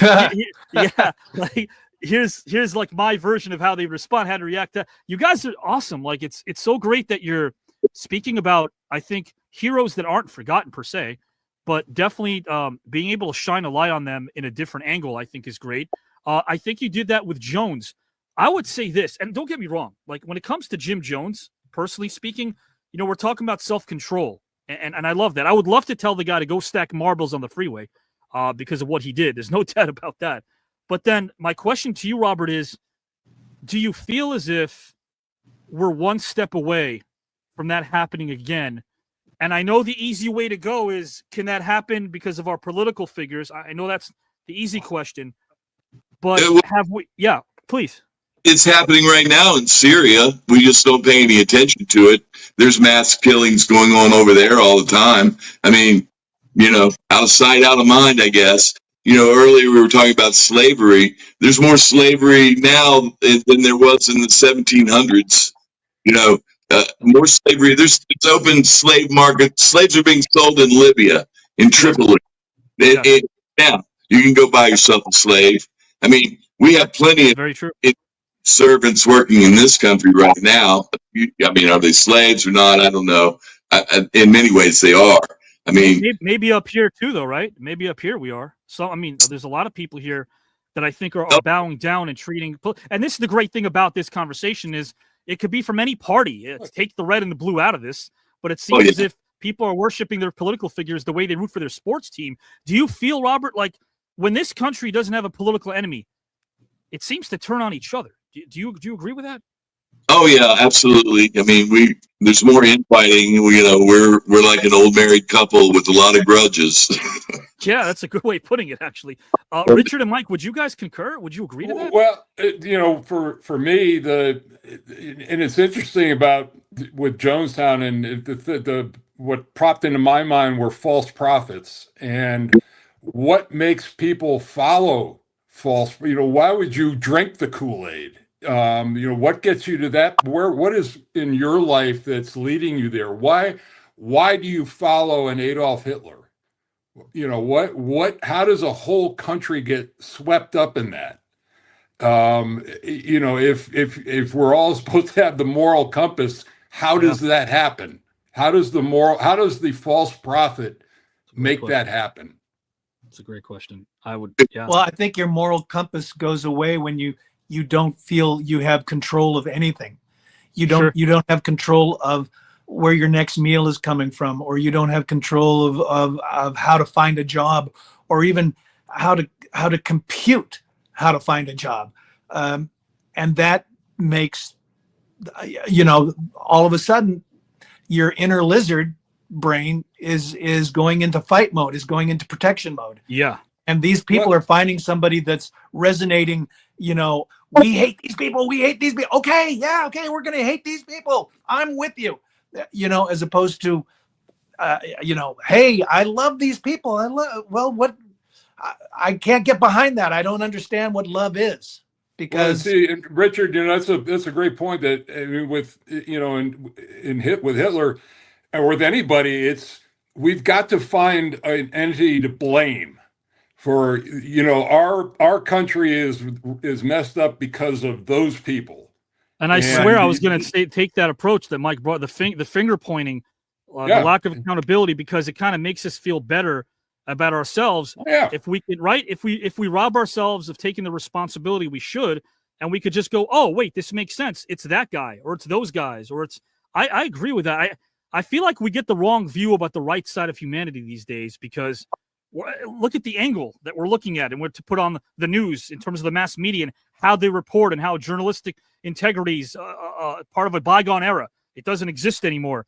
And it seems like as long as we get rich and fat, and then I tell myself, wait a minute, maybe I'm the odd man out over here, because at the end of the day, when you look at the system that's set in place, and I'm not just speaking about people bowing down to the almighty dollar. I'm not talking about capitalism per se, but I'm talking about how people are being told that their value is diminished if they don't have as many likes on their social media page, if they don't have as many friends on their friends list, if they don't post 95.6 photos of a hamburger they ate somewhere in some exotic place, then all of a sudden they're outside the box. I mean, it's like we're like on this mad dash to prove ourselves socially.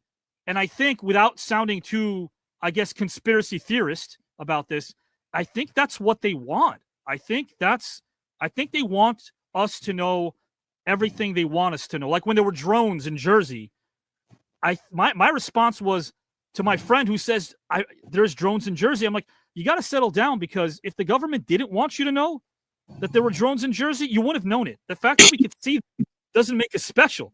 The fact that we're talking about that, I mean, right, there's red herrings all over the place. And I think as long as we're distracted, we're not going to know anything. I don't think we're supposed to know anything. I think the best screenwriters are in Washington, not in California, is what I'm saying. Well, and I would throw it out to the group. Somebody explain to me what a social influencer is. Yeah. What gives you what's your platform? What gives you, what are you influencing? I don't get it. I think it's just very good oratory skills. Is like you find a product you like, and then you amplify that and promote it. And that's, you're influencing that particular product. And then other products will come to you, or you go to other products. I mean, one of the biggest industries in this world, billion dollar industry, is makeup. Right. Yeah. Makeup, you know, it's like, come on, squeeze some berry juice and put it on your, you know, but now there's like, my skin is this, or my hair is that, or I've got to do that. Wow. You know, so I look better on camera. Well, that's about it. I used to, when I would walk through a mall or something, and somebody be walking like this with their phone and their, you know, not looking where they're going. Sure. I would give them an elbow, much like Gminski used to. Go, excuse you. Hey, look where you're going. That's back when you could elbow people, Robert. When you can't even breathe on somebody. And it's come on! I've watched basketball. There's a lot more elbows going in basketball now. From the 3-point line. You know, I watched a clip from Rick Barry the other day, who I saw was a guest on the show, Avi. Yeah, he's in round 3 of the tournament, Okay, he, you know, a very smart guy, and a heck of a player, even with the underhanded free throws. I mean, what was his percentage? 90-some%, right? 93%, 93, yeah, sure. Top 10. You don't have to look good. You just have to score. Right. Well, he said he was watching the game today, because everybody wants to know how, you know, my favorite era of basketball was the 80s, Showtime Lakers and Bird Celtics. And then, you know, the early 90s with Jordan in Chicago. Sure. But I think the pants were too short in the 80s. That's true. You know, that's true. But they're called shorts for a reason, Richard. That's true. You got to admit, though, they looked pretty awkward, especially when John Stockton was the last one to relinquish them in the 90s. That's true. He held on to them. Anyway, Rick Barry said he was watching a game the other day. Yeah. This is what drives me crazy: is everybody travels now and everybody carries the ball. I mean, they palm the ball. Yeah. Yeah. Oh, yeah. He said, in 3 quarters, I'd counted 87 infractions that weren't called. And so to me, that ruins the game. It changes the game. The game is meant to be played, not with this.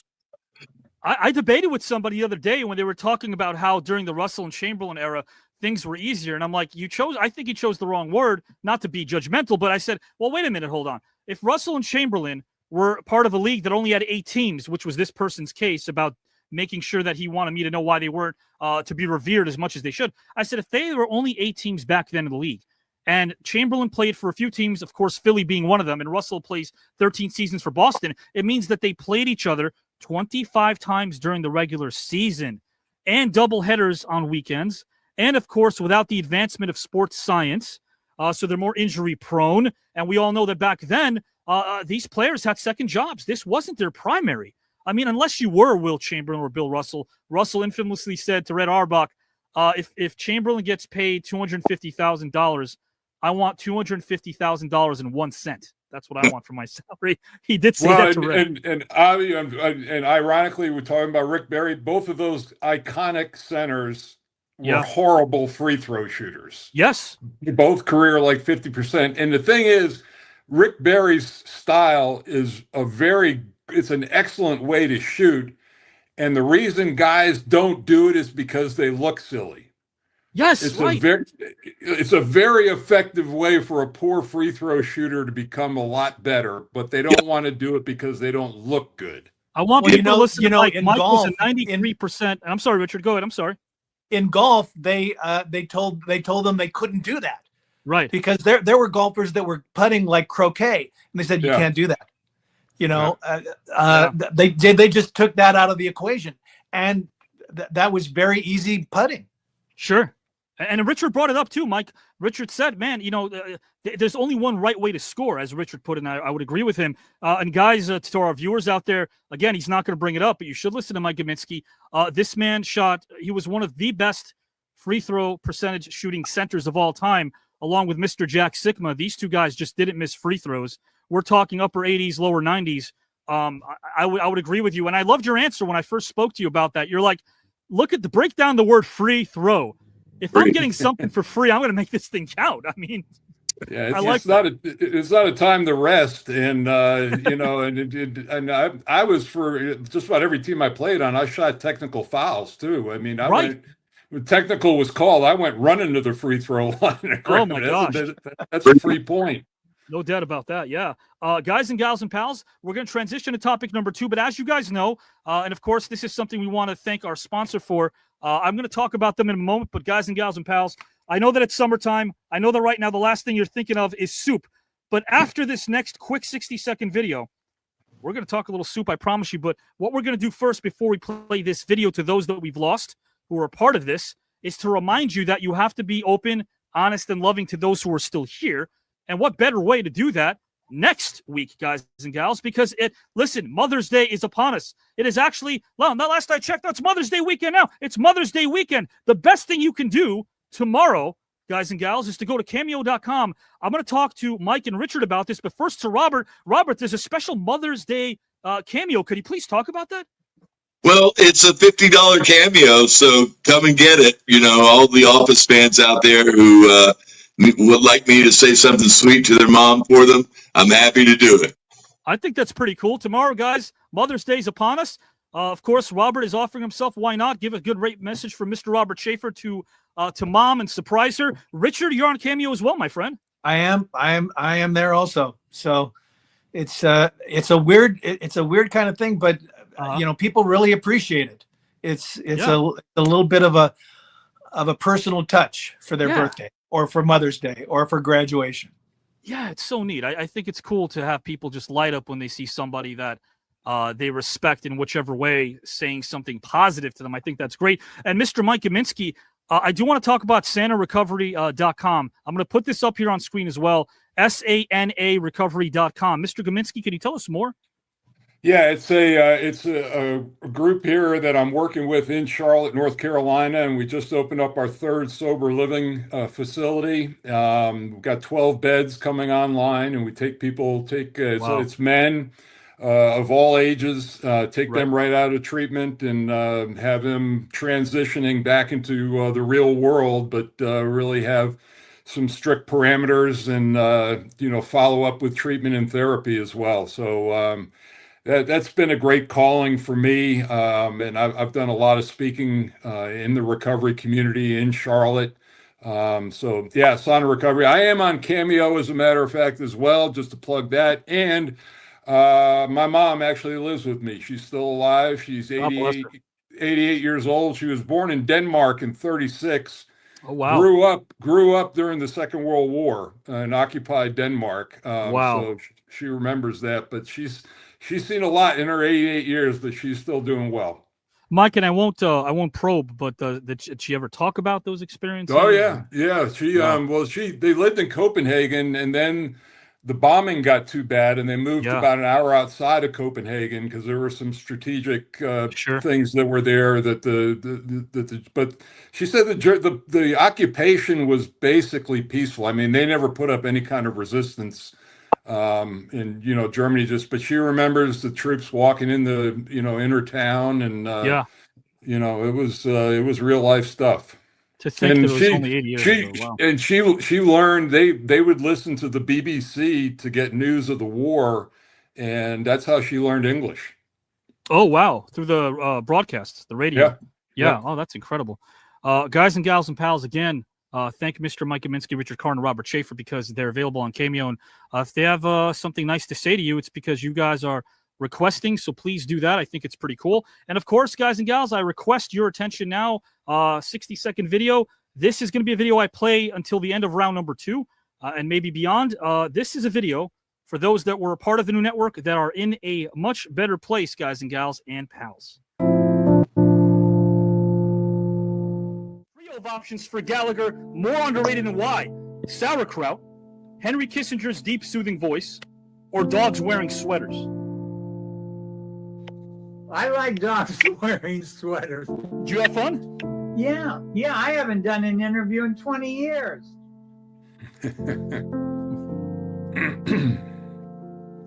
Mr. Sizemore, first name Tom. How are you, my friend? I could turn the volume lower if you'd like next time. If you'd like me to do that, Tom, I could do that. Wow, that was something else. I don't know what I can do now. Oh, please. I got nothing. That was terrific, man.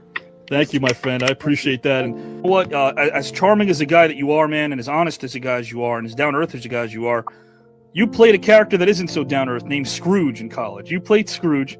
And, of course, I feel like a thespian should rely on their instinct. Do you feel like you rely on your instinct a lot as a storyteller as well? I mean, playing Scrooge at that young an age was, when I think about it now, I only way I could have done it is I was relying on my instincts. You know, I could have done it the other way. Okay. More underrated than why? Unicycles, Italian men named Skippy, or sophisticated dinosaurs?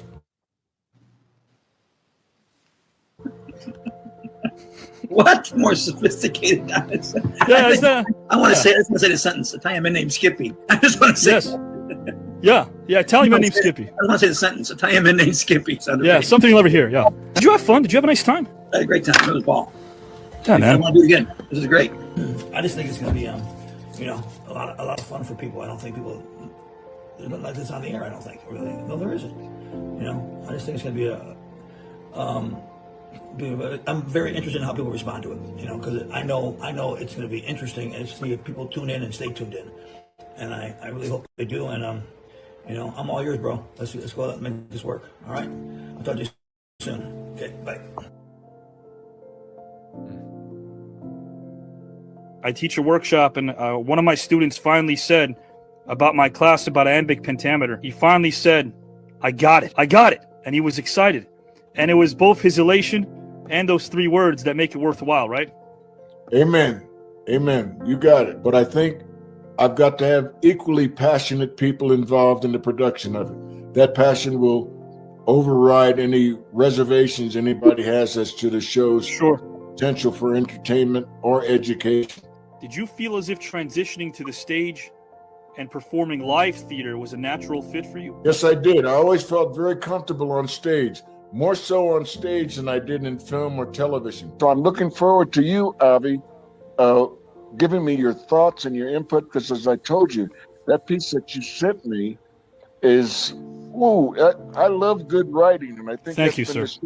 My career, and this is a beautiful piece of writing. As I said, I'm referring to the piece that you wrote me. You're onto something because you're a writer. You're a creative force, and I want to hook up. Thank you so much for those kind words, guys. Thank you for being you, my friend. I appreciate you and respect you wholeheartedly. And that goes double for me to you, Avi.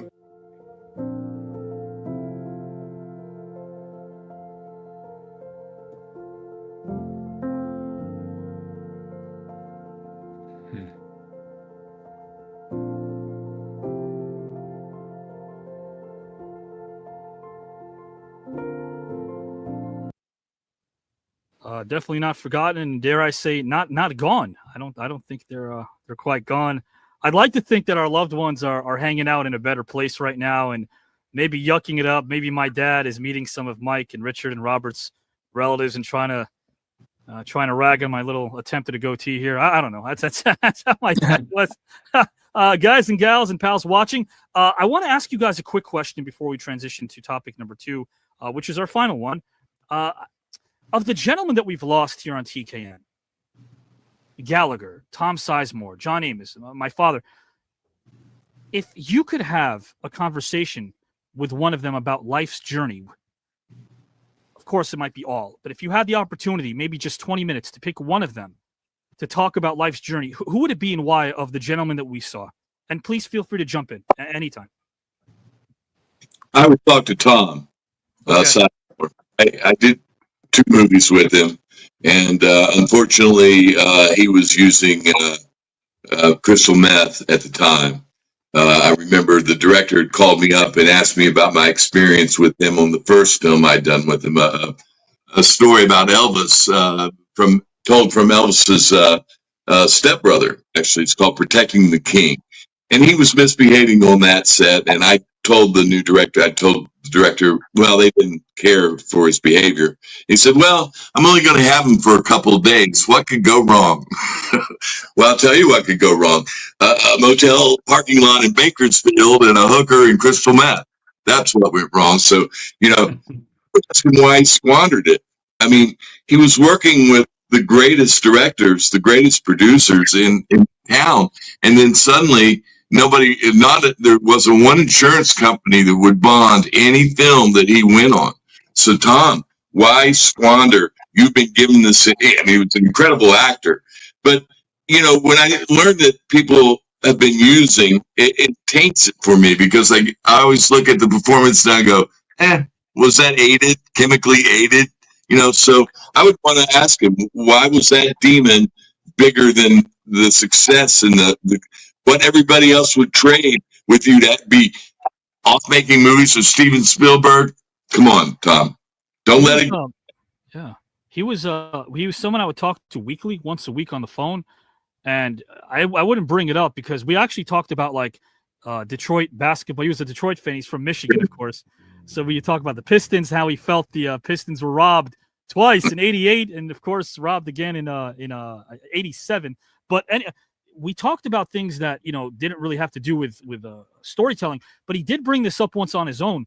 He said, "Man, there was a time," and he took this beat because he stopped, he paused.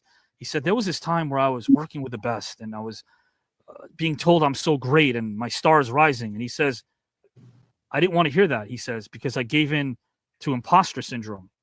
And I feel like, wow, I've heard a lot of storytellers mention how sometimes they go through that imposter syndrome. Am I good enough? Am I honest? Am I truthful? I mean, that self-doubt.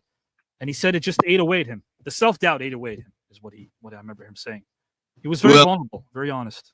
External forces cannot defeat the inner artist, the great inner artist. I mean, unless you are authentic. I mean, maybe when I was working with him on the second film, it's a film with Tom Berenger called Stiletto. Okay. He was, wildly high, and he was telling me stories about his dad, how his dad would rough him up and beat on him when he was a child. So that's not something I would necessarily be telling a stranger on a film set. Sure. First met, I mean, so that was probably the crystal meth talking, but it's such a shame. And I pray for everybody that's fallen victim to that demon of letting that chemical into their brain and ruining their. I mean, you ruin your life with that stuff. There's so ways that you fall from that. There's no doubt about that, Robert, and you're absolutely right. Mike and Richard, of those gentlemen we see, if you could have 10 minutes with one of them, who would it be and why?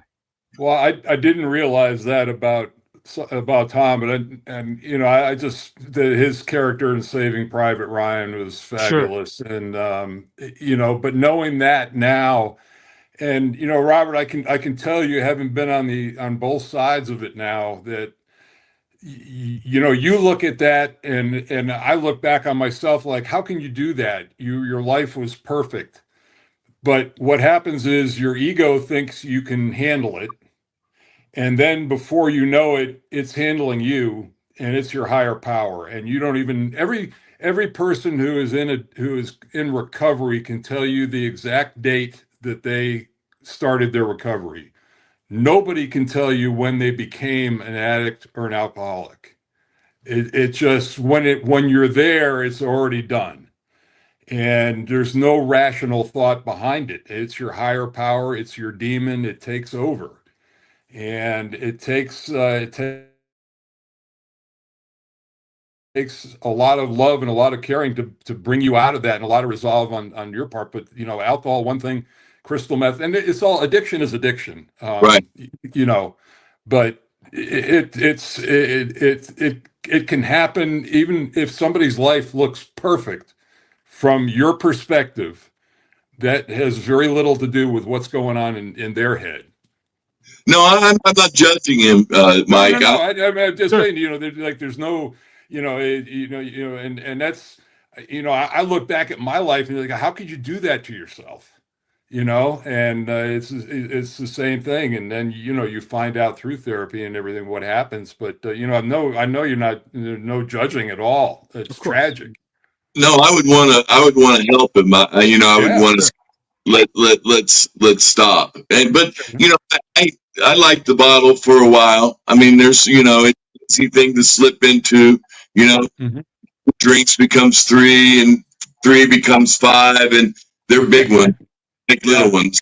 And so when you're out on the road traveling and guys are drinking on the team, I mean, after the game, after you poured your heart and soul out, it's an easy thing to escape into. No question about it. Yeah, absolutely. Richard, my friend, if I think I'd like to talk with John Amos. Yeah. I don't know any of these guys personally, but Sure. John, I would love to hear some of the theater stories he would be able to tell.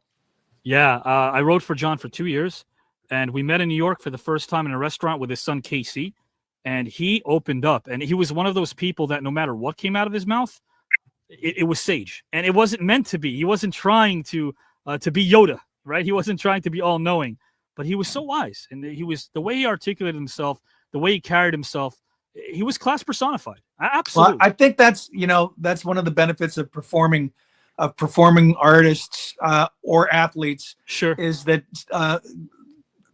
some of them just have this aura about them that you believe. Now, whether you take that to true evil, or if you take that to the good side of the road, is I guess up to the individual. But either way, you're right. It's a strength. It's definitely a strength, that aura that somebody has. And what they do with it, of course, is up to them. Guys and gals and pals, it's up to me right now to remind you that we're about to delve into topic number 2. But hey, I promised you guys levity. We have a little levity right now. I'm going to play a game called More Underrated with Mr. Mike Gminski, Richard Karn, and Robert Shafer, and then move over to our final topic. This is a very fun game, and I'm going to set this up for Richard, Robert, and Mike. You guys get the same options, a trio of options, and all you have to do, of course they're wacky. It's supposed to be wacky. All you're going to have to do is let me know which you think is more underrated or more underappreciated in your estimation. We'll start out with Mr. Mike Gminski. Are you ready to go, my friend? Let's go. Mike, what do you think is more underrated of the following? Hole-in-the-wall coffee shops, restaurants named Food and Stuff, or diners that are simply named Eats? Oh, man, diners that are named Eats. They're way on. I mean, talk about an all-encompassing sign. Eats. I mean, what do you have to know? You look at the diner, it says Eats. All right, I'm hungry. Just where I'm going. Let's eat. Underrated. Right. So very underrated. Guys and gals and pals who are watching, you can play along as well. Mr. Richard Karn, of the following 3, which do you think is more underrated or more underappreciated, and why? Hole-in-the-wall coffee shops, restaurants named Food and Stuff, or diners that are simply named Eats? Oh, gosh. I got to go with diners also, because diners are, it's a trigger word. Yes. They are there, whether they look like, a silver hub or whatever, you never know what's going to be in there. And there's always going to be that one amazing dish you won't find anywhere else. Yes, I love those places. Absolutely. I always picture like a writing a screenplay starring someone from the mid-90s that airs on Cinemax at 2 a.m. And it's in an abandoned, maybe near an abandoned warehouse, or it could be maybe in a desert setting, and the neon lights flash Eats, but it's missing the S, so it's just Eat or something like that. We've seen that sometimes. Robert, my friend, of these 3 options, which would you think is more underrated and why? Hole-in-the-wall coffee shops, restaurants named Food and Stuff, or diners that are simply named Eats? I'm going to make it unanimous, Avi. It's obviously Diner, and I would go back to the great Barry Levinson film Diner with Mickey Rourke and all the boys. Kevin, my favorite. Paul Reiser, yeah. I love that film. But I love a diner. The new one opened here in Charleston, West Virginia, I think a couple of weeks ago. I've already been there. The eggs Benedict were spectacular. I love it. I will be back. And hey, we got a lot of folks from West Virginia. Guys, again, some tips. You can go out there. What's the name of the place? Do you recall? Courier Street Diner.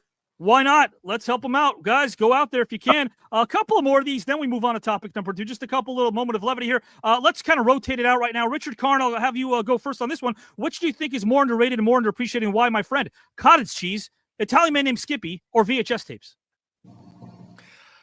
Wow, VHS tapes, because you don't know what you put on them 40 years ago.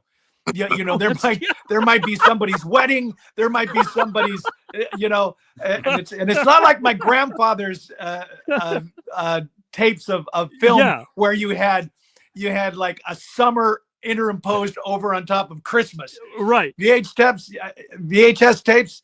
You have no idea what's going to be on those things. Oh, 6-hour EP Fuji VHS tapes. You never know. You're right. I bought my first VHS after a commercial. My first commercial job in New York in 1980. I went down to Canal Street, Uncle Sam's, and bought this Panasonic top loader for $800. It weighed 50 pounds, and I still got it. I still have it.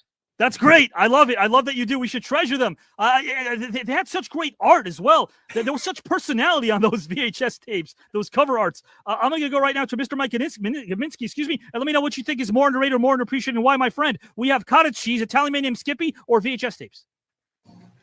I'm going to go Italian men named Skippy, and here's why. There is it Skippi. You know, if you're in Italy, and is the peanut butter, is it spelled that way as well? And if that's, it could be an I at the end. You're right. Yeah, the I at the end. It's got to be the I at the end, and I'm on board with the Italian Skippy with the I. Yeah, well, we got to see some. I'm just sure there's probably someone out there, at least with a nickname from Italy named Skippy. Mr. Robert Shafer, and if you can, write to us, guys. Which do you think is more underrated and why, my friend? Cottage cheese, Italian man named Skippy, or VHS tapes? Well, it's VHS tapes, but I got to ask Mike, do you really think there's an Italian man named Skippy? Maybe. One can only hope. What if the next pope in the conclave picks that name? You know, that's true.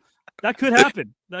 Oh, I got a joke for that. It's like Skippy, the Italian guy named Skippy's walking down the street. He's got 2 watermelons, one under each arm. Guy comes up to him and says, "Skippy, what time is it?" He looks at him, puts the one down, puts the other watermelon down, and goes, "I don't know." It makes sense. That's exactly what he would do. Guys and gals and pals, if you do know a Skippy out there from Italy or has some roots in Italy, let us know, please.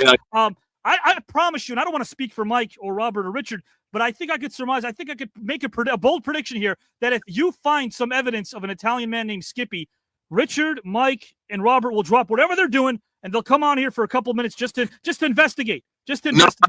And you'll have about as much chance as finding a Blockbuster too. With a bunch There's one left. There's one left. There's one in Oregon. Yes, there's one. Guys, a couple more, and then we're out of here. I promise. As far as this game, it's fun. Trio of options again.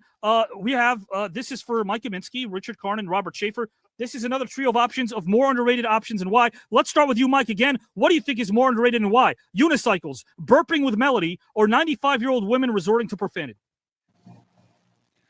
I like the 95-year-old woman who'll drop an F-bomb. I mean, if and talk about being able to fire at will, you know, you're that age, you know, why not? And so if I had a 95-year-old woman drop an F-bomb, I think that I'd give her a lot of latitude.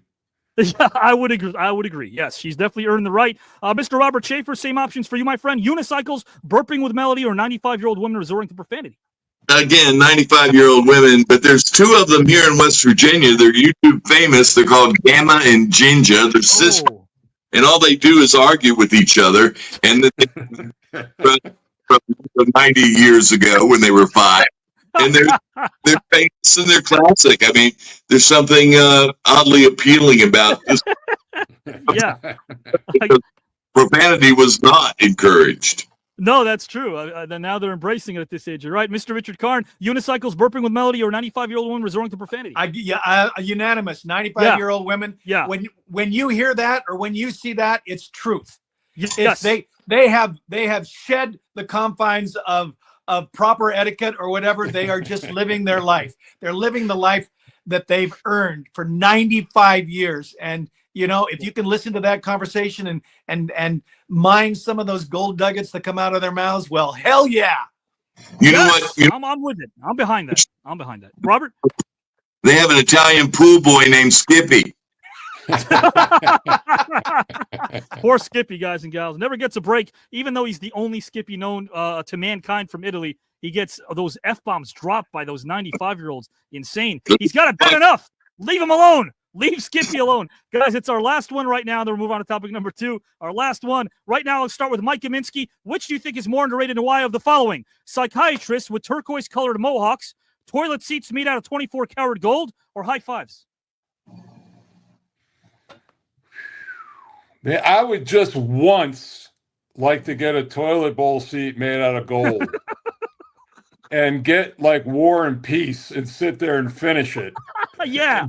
And just sit there and revel in it. I mean, talk about a throne. I mean, that's a throne.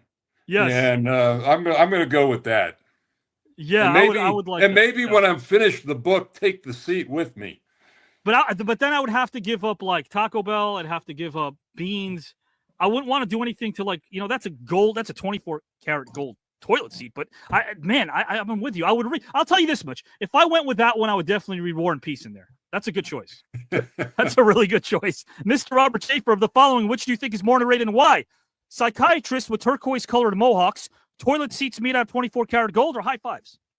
Toilet seats. Is that what Jeff Daniels was sitting on in Dumb and Dumber? Not gold, but yes. Not gold, but yeah. Well, that famous scene. I listened to him talk about shooting that. I mean, every time I see it, it's so funny. I mean, it gets funnier every time. It is. He was brilliant in that. Would gold be cold or warm? Ooh. It's a mineral. It's got to be cold. It's got to be, yeah. It looks cold. Maybe the psychiatrist, although I have a hard time trusting purple hair. And it could go either way. One can beget the other. You never know. Mr. Richard Karn, which do you think is more underrated and why of the following? Psychiatrist with turquoise-colored mohawks, toilet seats made out of 24-karat gold, or high fives? I grew up in Seattle, and we had a wonderful show, kind of like the Not Ready for Prime Time players of Seattle. I can't remember the name of the what it was, but they had the high five and white guys, and and they were horrible at it, and that is so underrated. To be able to judge exactly where that hand is going to be, and when. People. It's an art. I think it's an art form to be able to do that.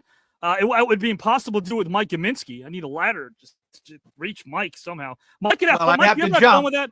With any point guards, Mike? You must have had fun with point guards sometimes. They were trying to. They were a little. I gave him a low five.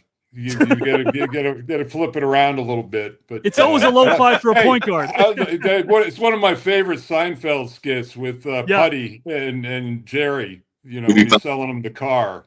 That's right. High five. High five. Yes. Yep. Putty was also a Devils fan, right? I remember that episode. Oh, yeah. Oh, man. Guys and gals, thank you again. We're going to finish this thing up right now with our final topic. Again, honorable mentions we'll bring up next time is sneezing 5 consecutive times, dinosaurs singing a cappella, Ben Stein, who's great, public libraries, Pat Riley's strong chin, which is amazing, sociology professors named Buster, and filling up a cup to the top without it overflowing. That's pretty underrated as well. So we'll do that next time. Guys and gals and pals, we'll delve into our second topic right now. And this is one you guys can also participate in with your thoughts. I want to start off right now with Mr. Robert Shafer. It's a thought-provoking question and one that you can go anywhere you'd like with. Robert, can you please name a mindful moment in 2025 that resonated with you after the fact? My friend, the floor is yours whenever you're ready.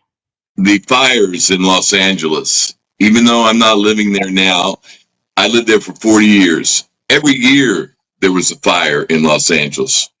Now, this one was different. Why? Well, for a lot of reasons. I have a lot of questions. I mean, as it went on and on, I don't know if you're still living there, Richard, but the fact that the reservoir was empty, and not only empty, it had been empty for 2 years. The mayor left town at that time. $100 million was cut from the firefighting budget. So I want to know why these either negligence or what the plan was, because it turns out that there's a plan for the Palisades. And by the way, Palisades in Malibu, we're talking about some of the most exclusive real estate in the world. Two of my favorite restaurants were burned down in this deal, Gladstone's and Malibu Real Inn, which I loved. Little place up the road in Malibu. So Malibu is where I would like to go. Where I would go on the weekends to spend time on the beach. So to see these places burnt down like they were, I have a lot of questions. I don't believe we've gotten the answers, and I want to see consequences for performances of these people. But at the same time, you realize that less than or right about 10% of people in LA actually even vote for their local government. So no one's participating, and you're getting, it seems to me, some losers with nefarious intentions. And if I'm wrong, I'll stand corrected. But until I understand these things better, until somebody can explain them to me better, I'm going to stay on this. I want to know why. Why was it allowed to burn? Why were the fire crews 30 minutes late when the fire started? How did the fire start? We still don't have answers to these things. So this story's not going to go away, and nor should it. So that's my rant. No, yeah, it's affected so many people, and Richard, I believe you are on the West Coast, right there. And for those that know me, I have property there as well. I'm in New Jersey now currently, but it was very horrific. It's very fresh on our minds, and a lot of people. So John Goodman, I'll tell you a story about John. I might have said this off camera. John watched his place burn down. He was in Louisiana, but his primary residence was in the Pacific Palisades, and he watched his whole place burn down on television when he was watching it, which is insane when you think about that. Absolutely insane. Of course, many people affected by it. We're not just talking luminaries. We're talking everyone that lost something that they probably can't get back. Thank you, Mr. Shafer. I appreciate that as well for you bringing that up again for the masses out there. We should always ask questions. Mr. Richard Karn, can you please name a mindful moment in 2025 that resonated with you after the fact, my friend? Whenever you're ready, the floor is yours. Well, man, the fires were obviously something, huge. I don't know if we can be upset with a mayor that happened to be out of town. There wasn't really much they could do in town, but I think that's just chafe for the news organizations to rant about. I don't think that really has anything to do with the fact that this was a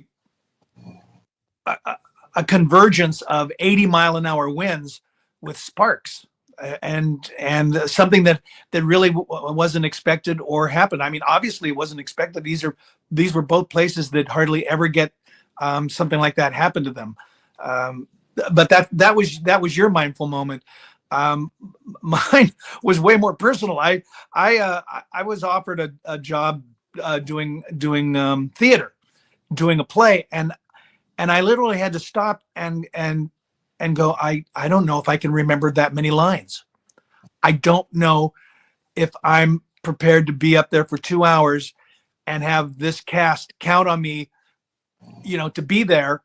And if I'm not forcing them to back me up with, whatever I had to think about that. And that was a mindful moment of me at this particular part of my career, of my age, and then fighting through the idea of like, well, buck up, just be more prepared.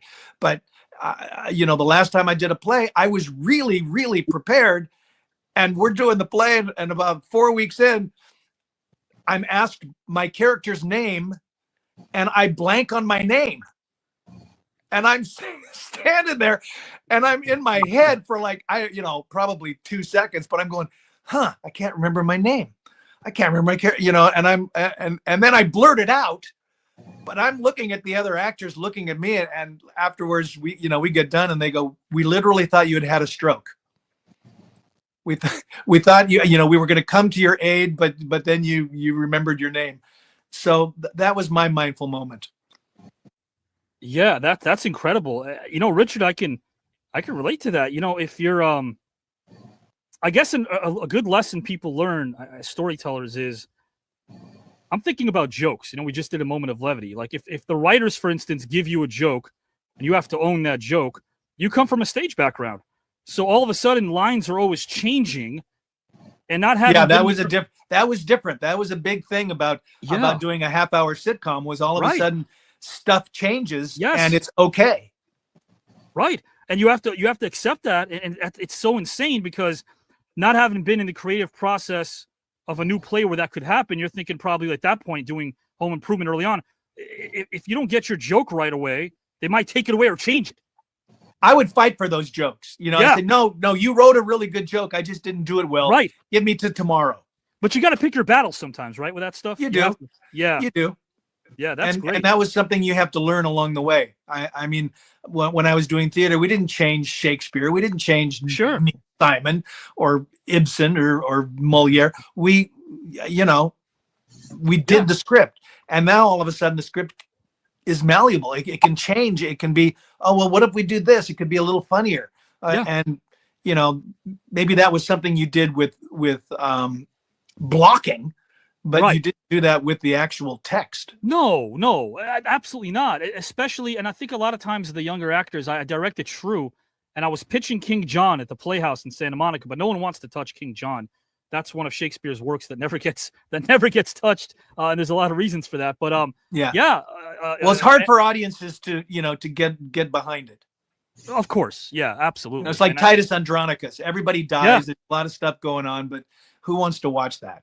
That's a good point as well. Yeah. But it's great that you chose that. I think a lot of our young artists can relate to that. Is at any point in their careers, they probably have felt that way. Wow, can I really pull this off? Can I do this? And it's great that you're able to be so relatable to everybody, Richard, because I know it's giving people a boost. I know there's some people watching going, I felt that way sometimes. That's really cool. That's so nice of you.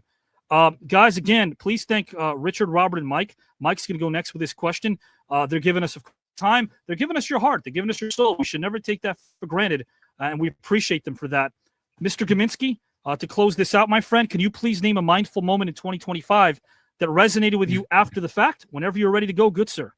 Yeah, and Rich, I always wondered that too about the discipline of stage performing as opposed to film or TV. Where you got to carry it for. I see in going to plays the same look when it's finished that I do with athletes at the end of the game. It's like, whew, man, I got through that. It's but for me, it was a very incredibly humbling thing. A teammate of mine in college, Jimmy Spinarkles, had a sister who was going to med school at Duke at about the same time.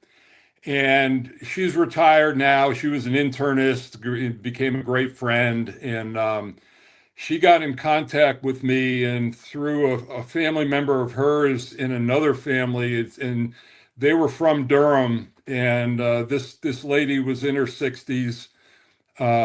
She grew up in Durham. She went to Cameron Indoor Stadium for her first game in like 1969 or 68. And she was dying of stage 4 breast cancer. There was nothing she could do. And she found out that Mary Beth could get a message to me. She wanted, before she passed away, to speak with me. And I was blown away by that request. And we actually FaceTimed for about an hour. And she was strong, and she knew more about Duke basketball than I did. But to have somebody who knows that their life is ending and thinking about what you want to do with that time, and to be included in that person's time in that way, was just a gift from God for me, and such a powerful experience. Yeah. And certainty is the enemy of faith and hope. And I have no wish to know the moment that I'm going to die. Unfortunately, with diagnosis like this, it happens. But being in recovery and being where I am makes me cherish. I take every day as a single entity, and I cherish every single day.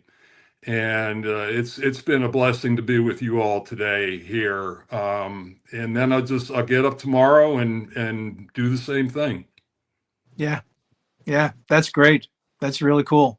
It really is. It really is. You have such a great perspective on things, Mike. And Jim Spanarkel. What a great commentating career he had post Oh, basketball. he's still doing it. Still, with Yeah. CBS. But yeah, Mary Beth became an internist, and she actually, when she was doing her residency at Duke, she was at the Duke Children's Hospital, and Sure. it's the first time that I became involved with that entity, which has been a lifelong relationship with me as well. But talk about learning more, talking about kids who were diagnosed and made it and those who didn't. Just what you learn about life as an undergrad for me, seeing what those kids were going through, just incredible stuff. I have a friend named Howard who's part of this show, and he's in recovery. And the last time we were on Woody Page, he stopped what he was doing. He listened, and he told me after the fact that in all his years of recovery, he felt at home listening to a fellow recovery brother speak the way that you spoke, with strength and resolve, but knowing fully well that you're still vulnerable and that this is still a fight. And this is, we're very humane in this process, and how we can surrender and let ourselves go, and how you were, again, very open and willing to share information in such a seamless way that it was genuine, because there weren't any reservations about how you expressed yourself. There were no reservations. You spoke so openly and so seamlessly, and I want you to know that, Mike. Well, I appreciate that, and you know what? It goes back what we were talking about. Remember being about phony? Yeah, I think when I go out and speak, and when you're listening to somebody, if you're getting honesty. I really believe that. I think most people have the capacity to say, this guy's selling me a bill of goods, or he is bearing his soul to me. And the best way for me to help me day to day is be transparent, be open, talk about my experience. Wow, that's a treasure. And I treasure the fact that you guys shared so much of yourselves. Right now, guys and gals and pals, I'm going to bid these three gentlemen adieu, but just remember, guys and gals and pals, I have to sneak this in here, because by now, watching this incredible conversation that we've had, you must be hungry. You didn't get up and go to the fridge because you were so enthralled and captivated by Mr. Gminski, Mr. Karn, and Mr. Shafer, but you need a snack. Even though it's summertime, there's ways to get around this. Chicken noodle soup. I promise you, if you want to make any sort of progress in your daily life, Progresso will help you make the progress. And hey, look, there's a 4-pack, which means after the show, Mike, Richard, Robert, and myself can enjoy a bit of Progresso. Am I right? It turns out well for us. I'll have to. Yeah, I guarantee you, if you see a diner with eats, it'll have Progresso in there. Yes, it will. Chicken soup for the soul. That's what we are. I love that. And guys and gals and pals, I'm a writer, so I'm very anonymous. I like my anonymity, but that means Mike, Robert, Richard, and myself, if we're ever together, which we will, we'll burn some bread, and they're signing some autographs, and there's a 4-pack of soup. While they're signing those autographs, I'm stealing this whole thing. I'm grabbing all of it. Progresso soup. That's how good it is. I'm going to snatch it. But guys, thanks for giving us your attention. Mr. Mike Gminski, I'm going to bid you adieu first, then Richard, then Robert. But before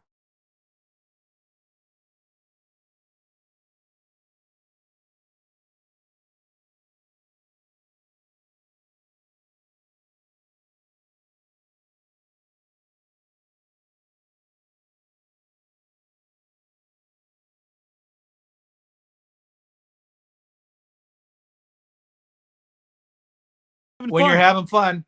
Thank you so much for your time, my friend. Take care. Thank you so much. Mike and Robert, I want to talk to you guys momentarily just to kind of close this thing out one-on-one. But before I do, anything you guys would like to tell one another? You were a heck of a ball player, and I'm proud of you for your recovery, and keep it up, my friend. Well, I thank you, Robert. It's been a blessing to be with you and to get a chance to chat. I haven't been actually my freshman year at Duke.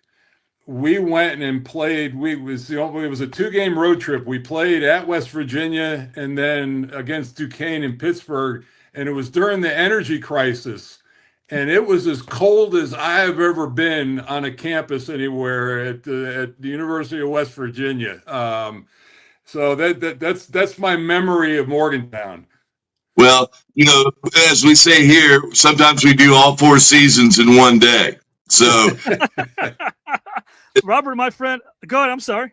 I was just going to say, next time you see Jimmy Miller, tell him that I said hi. I will. Hey, I will. A wonderful guy, and it's really great to see the guys that I recruited and played against, and to run into them now in broadcasting. It's really incredible. Well, I have one more question for you. Did you ever block a Kareem Abdul skyhook? I never blocked the skyhook, but I have a picture of him of me doing. Hold on a second. I actually played that, Robert, in the tribute video to Mike, and it looked like he was about to block it. Yeah, that's the one. That's the picture. Yeah. There's the picture. Yeah. Man, you had some bounce in those days, Mike. No, I got him. He wasn't even jumping. I got it off the. And you know what? I need to track down the photographer who caught that moment and give him a healthy check. I mean, that's a once in a lifetime thing. It's a great shot. Yeah, absolutely. Mr. Skyhook, Skyhook, I had the best seat in the house. I was underneath him, looking up, going, "All right, you're gonna make or miss this one, big fella. Go ahead." Foregone conclusion with that shot. Oh man. Because Robert, I know you're a big Laker fan now. Of course, you know your Laker history. Yeah, it was a rough ending here the other day. I'll tell you that. That Minnesota team is dangerous. That's a really loaded team. I think it's them and OKC for the Western Conference Finals.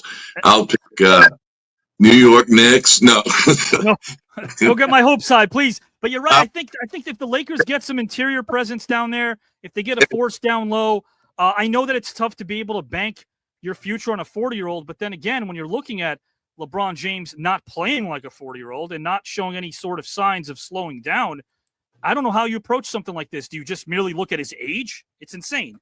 So, yeah. I think he's going to go one more is what I'm hearing. I saw some Laker guys talking about it today. And, he could be spectacular with Luka dominating the ball like Luka does. I mean, that guy, I've never, Luka was a revelation to me. I really enjoyed watching him play, although on defense, he's not necessarily what he had 9 blow-bys in the last Minnesota. And then the Middle East, there's a country that's offering him like $82 million a year to play overseas, and that's going to be interesting to see how that plays out. He's not going anywhere. Why would you? I don't think so either. Yeah. Hey, how about another Milwaukee to LA trade with Giannis involved? And so we had Lou Alcindor and Kareem in 60, and that trade, and that was Rob. Yeah. Yeah, that was kind of like highway robbery. I think was Brian Winters a part of that trade? I think Brian Winters was. Yeah. Yeah. Brian Winters. Yeah, they got 5 players for him, but there was only one. Absolutely. Robert, I'm going to put you back there for a quick moment, my friend, because I want to talk to you one-on-one after I talk to Mike, my friend, and thank you so much for that. Mr. Gminski, first question I have for you is, did you have a good time, my friend? I had a great time. As I told people about my first go around here. I didn't know what to expect, and it was an incredible experience. And this one is right along with it. And this, look, there's a lot of good that happens in the world. There's a lot of good that happens in our country, and yes, sir. You're awesome for putting it out front and telling the good stories. There's a value to it, I think, and there's entertainment to it as well. So I love being a part of this. I'm so glad you are, my friend, and I do mean that. I call and thanks for walking the path that you walk and helping so many others. I'm glad you're here. I will see you very soon, and I hope you have a great rest of the weekend. I appreciate it, Avi. Thank you so much. Great being with you, my brother. Likewise. Mr. Mike Gminski. What a great human being, Robert. Just getting to know Mike has been a joy, and I could see you as well. I love the chemistry between the two of you guys. I loved it. Well, I've been a lifelong basketball fan. I played when I was younger, and so it's always been my guilty pleasure is watching Big Ben. What position did you play when you were younger? Well, I wanted to be the shooting guard usually, and here's a great story about the Palisades. I played in a celebrity basketball game there, us against the Los Angeles Raiders. Oh, wow. And the game was announced by Ted Knight, the great Brady Bunch. Yeah. And I played with a guy named Stan Love, who passed this week. And he was a Chicago Bull great. and he was also a Laker. He played Lakers for a year and a half, but 6'7", left-hander. I was playing point guard in that game. I fed him that ball all night long. Wow. We kicked the Raiders' butts. And so I love the Palisades, a beautiful memory. But I remember Ted Knight, I had like 2 credits to my name. And he introduced me as a fine young actor, in that voice. Yeah. What a great voice. Young actor, Shafer. Very first play of the game, Todd went in for a dunk, and Todd Christensen takes me out. I mean, and they have a picture of me in the Palisades, the post. Yeah. And I'm laying on Todd Christensen's shoulder. I still have the photo. I fall to the floor. He stands over and he goes, that wasn't a foul. And I'm like, holy crap, what are we in for? yeah. And that's during the opening moments of the game, right? Essentially. Opening, Stan Love jump center, tipped it to me. And I was like, I am going to throw this bad boy down and hang on. Next time. I got to see that next time I see you, my friend. That's awesome stuff, man. Man, you're so knowledgeable, and I mean that, man. I also like how you love easing into the conversation. You're such a good listener. You take in everything that people say. You're very thoughtful. I pick up on that, and I just want to tell you that I recognize that, I acknowledge that, and I thank you for that. Well, thank you for that, for noticing. Absolutely. Did you have a nice time, my friend? Oh, yeah. I'm a big fan of both of these gentlemen. Richard Karn, obviously, Home Improvement, that was a weekly must watch. And it's not easy to play the straight man. No. People think that's an easy gig. But, I spent 7 years standing there playing the straight man to one Michael Scott or Steve Carell. Yes. So, that required, because people always ask me, how did you not laugh? Well, I'm paid not to laugh. Okay. Exactly. I am there not to blow takes. I am there to keep the train moving. The last thing in the world I want to do is blow a take after Steve Carell's done some tour de force, right? You like the my mentor was Richard Donner. He always talked about the freedom take. Do you like that one? That's the one that gives the actor a chance to kind of use their blank canvas any way they see fit. Well, yes and no. I mean, actors improvising is, risky and, silly sometimes. I mean, there's a reason why writers exist. If it ain't on the page, it ain't on the stage. When I was making my movie Dick Dixter and people were trying to improv on it, I'd be like, yeah, let's do what I wrote. I spent a long time thinking about that. I turned that. It was first, it was a paragraph. Then it was 3 lines. Then it's down to 2 lines. And that's what I want. That's what I need. I don't need your backstory and your actor drama. Just give me the line, I can totally get behind that, my friend. Yeah. I like discipline in the writing, because if the writing's good, you're not going to improve on it. You do with your mannerisms and the way you say it. I mean, you can influence the line in many different ways, right? Yeah, like you could do that like non-verbally through gestures, paralanguage, facial expressions, all that. Yeah. Best work is the non-verbal work is really the work. I mean, Steve McQueen, when he got a script, he cut lines out. He wasn't. Although when he did Towering Inferno, he called the producers up and said, "You realize Paul Newman has 15 more lines than I do? Give me 16 more lines," because they were, they fought with each other.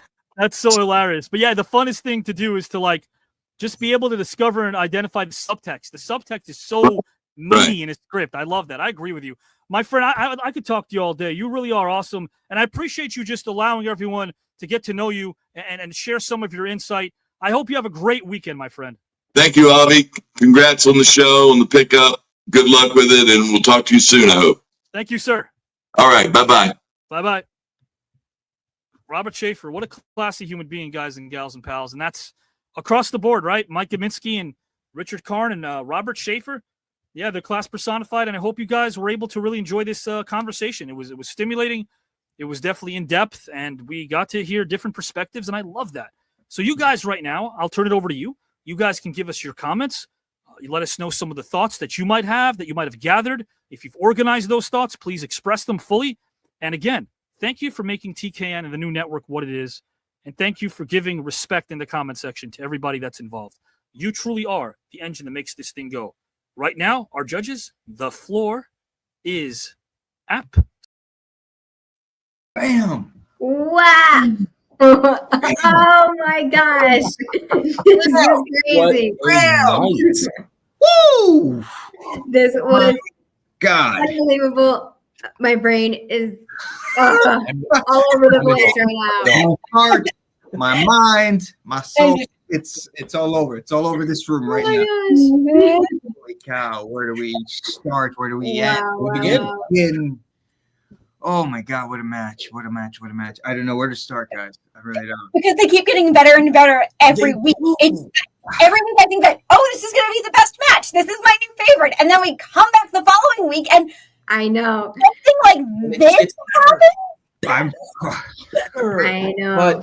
But I don't know how we top the last one, but we always do. We always do.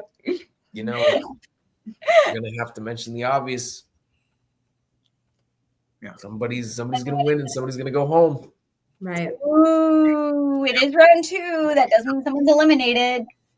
And how do we find that out, Joe? Well, there will be a video that will tell what that is, but you, the audience.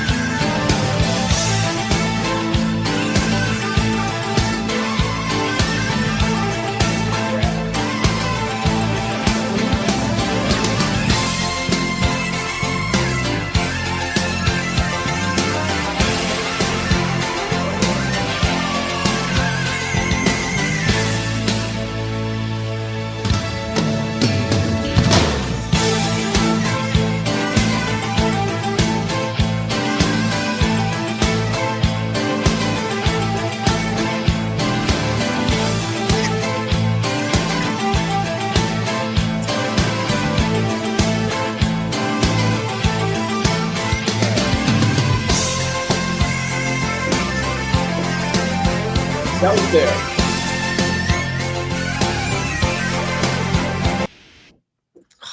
Yeah. Wonderful. We saw who got to advance, who had the most. Oh my gosh. But unfortunately, that does mean that Mr. Barry Darso did not make it past round number 2. So he will not be advancing. Has been eliminated from the tournament. It happens. The tech issues can get you. Tech happens. But we do have that lifeline in the future since the amazing John Amos, who was not able to be with us for the rest of this time, unfortunately, for the tournament, was going to advance. We have something in his honor that we will eventually be bringing people to, and we will see how that goes in the future and who will make it past that. But Team Demolition.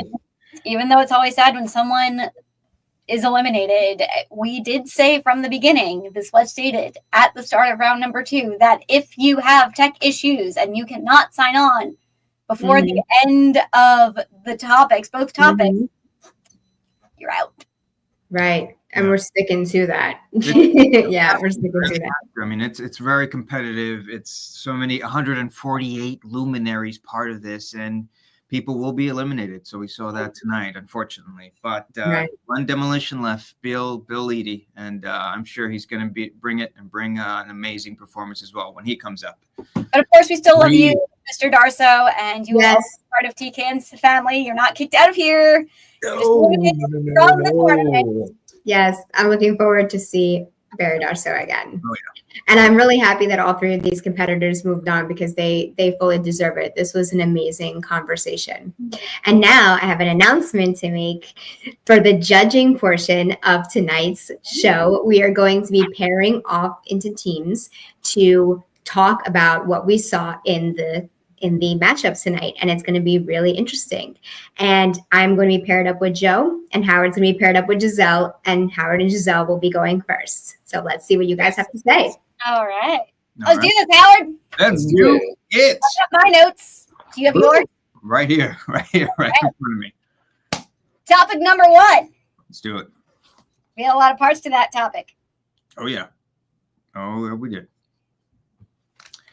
So what were your thoughts? What do you think? Yeah. So, I mean, right off the bat, the 60s, 70s, and 80s, I mean, Richard Karn said it great. He was overwhelmed because so much is packed into those three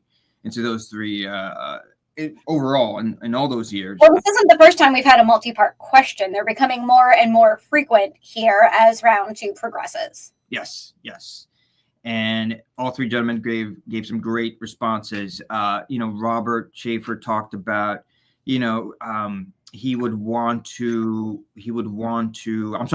Richard Karn. This is what really got me going. Richard Karn talked about Bob Dylan. I did not see that one coming. That was very cool. I talked about Bob Dylan being, age 23, being so young. Do you really feel like you're making a difference? A great question to ask a very young Bob Dylan. I really love that response. And then again, he took another curve. He took another curveball, and by talking about Studio 54, I thought that was really interesting. 77 through 79. Wanting to talk about Schrager and Rabel, who were some of the pioneers who created the whole Studio 54 scene. And, he wanted to ask them, like, how do you decide who gets in? Right. He talked about, we need people, we need talkers, we need dancers. Thought that was fascinating. And just to jump ahead here. And then we got Mike Gminski. In the 60s, he talked about, MLK, and he would ask them, he would have asked, how deeply in this dream, how deeply do you think this dream will be a reality? Where would you like to go? Where would you like to see it going forward? And I thought that was a really powerful question to ask Martin Luther King. In the 70s, talked about Bill Gates. He would ask him, what would he ask him? he took a leave of absence while he was at Harvard and decided, hey, what the hell? Let me just create Microsoft and essentially change the world. So my vote ultimately is going to go to Richard Karn. His answers kind of just went left field, and I really appreciated that. Really appreciated that. Sure. What do you think? Yeah, there were some great picks here by all three. And I am agreeing with you that my vote for the first topic would go to Mr. Karn. I think he provided the most detail and really enriched that. But Robert Shafer also bringing up Jonestown and asking, why would you kill these people? Why would you do this?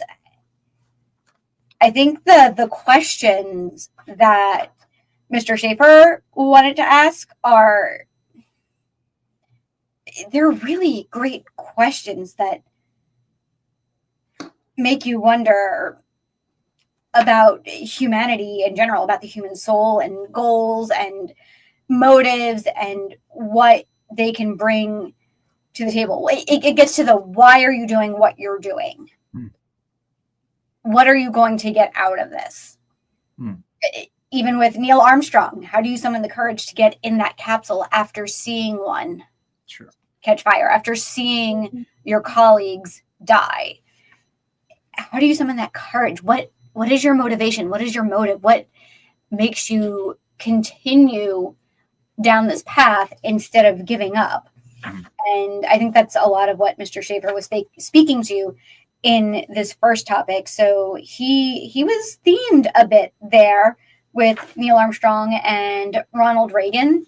And a lot of it was, how do you keep on going? I think that fits in well with his career choice and a lot of other points he was making this week or this tonight. And then it's always fascinating to me when two competitors choose the same person. And we had two people choose Mr. Reagan this time for very different reasons. And it's always, I love seeing that. So was there a Reagan moment from either of these competitors that stood out to you? I mean, I think it's that famous, Gorbachev tear down this wall. I mean, that's such a iconic moment, and the events that happened afterward and how it just changed the political landscape. I mean, that's one that really resonates with me. How about you? Specifically for Reagan, I do really like the question that Mr. Shafer posed, and I think that can be posed to a lot of world leaders in general. And no one's going to be liked 100% of the time. You're never going to agree with somebody's policies 100% of the time. But sometimes there seems to be this overwhelming force that everyone's telling you stop, and you're still going. It doesn't just apply to world leaders. That can apply to our profession as well. How many people say, don't go into theater, don't study theater, have a backup plan? Yeah. So how do you stay true to those principles when everyone is hating on you, when everyone is telling you to stop, when everyone is disagreeing with you and your choices, but you think you're still doing the best? Oh, and that conversation after, in between the topics, Avi brought up a lot of great points and a lot of great questions about world leaders. How do we hold them accountable? How do we, can they still retain their morals and ethics? Do they really think they're always doing good or doing the right thing based on their experiences and what they know? Well, let me ask you a question, Giselle. So here's a question. When it comes to our world leaders and when it comes to these political figures, right, is it the individual that gets corrupted, or is it the role that they play? The office, the institution that corrupts them? me personally, I think sometimes it could be the institution.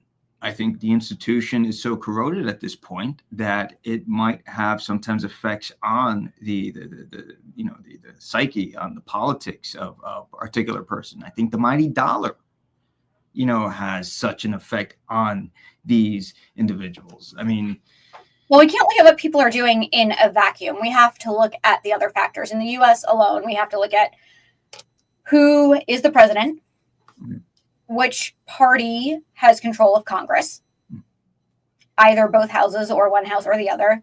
What does the Supreme Court look like? And this may be true of other countries as well, England, Canada, these people that have these legislatures with different parties. So the decisions they're making, we can't necessarily look at it and say, they made this decision. Why didn't they do it this way? Why didn't they do that? Why did they do this? When they may be fighting resistance and they may need to compromise a little bit on their value, not necessarily their values, but they need to compromise a little bit on their ideal of what they want the entire plan to be in order to pass something that is good for the citizens of that country. So these are not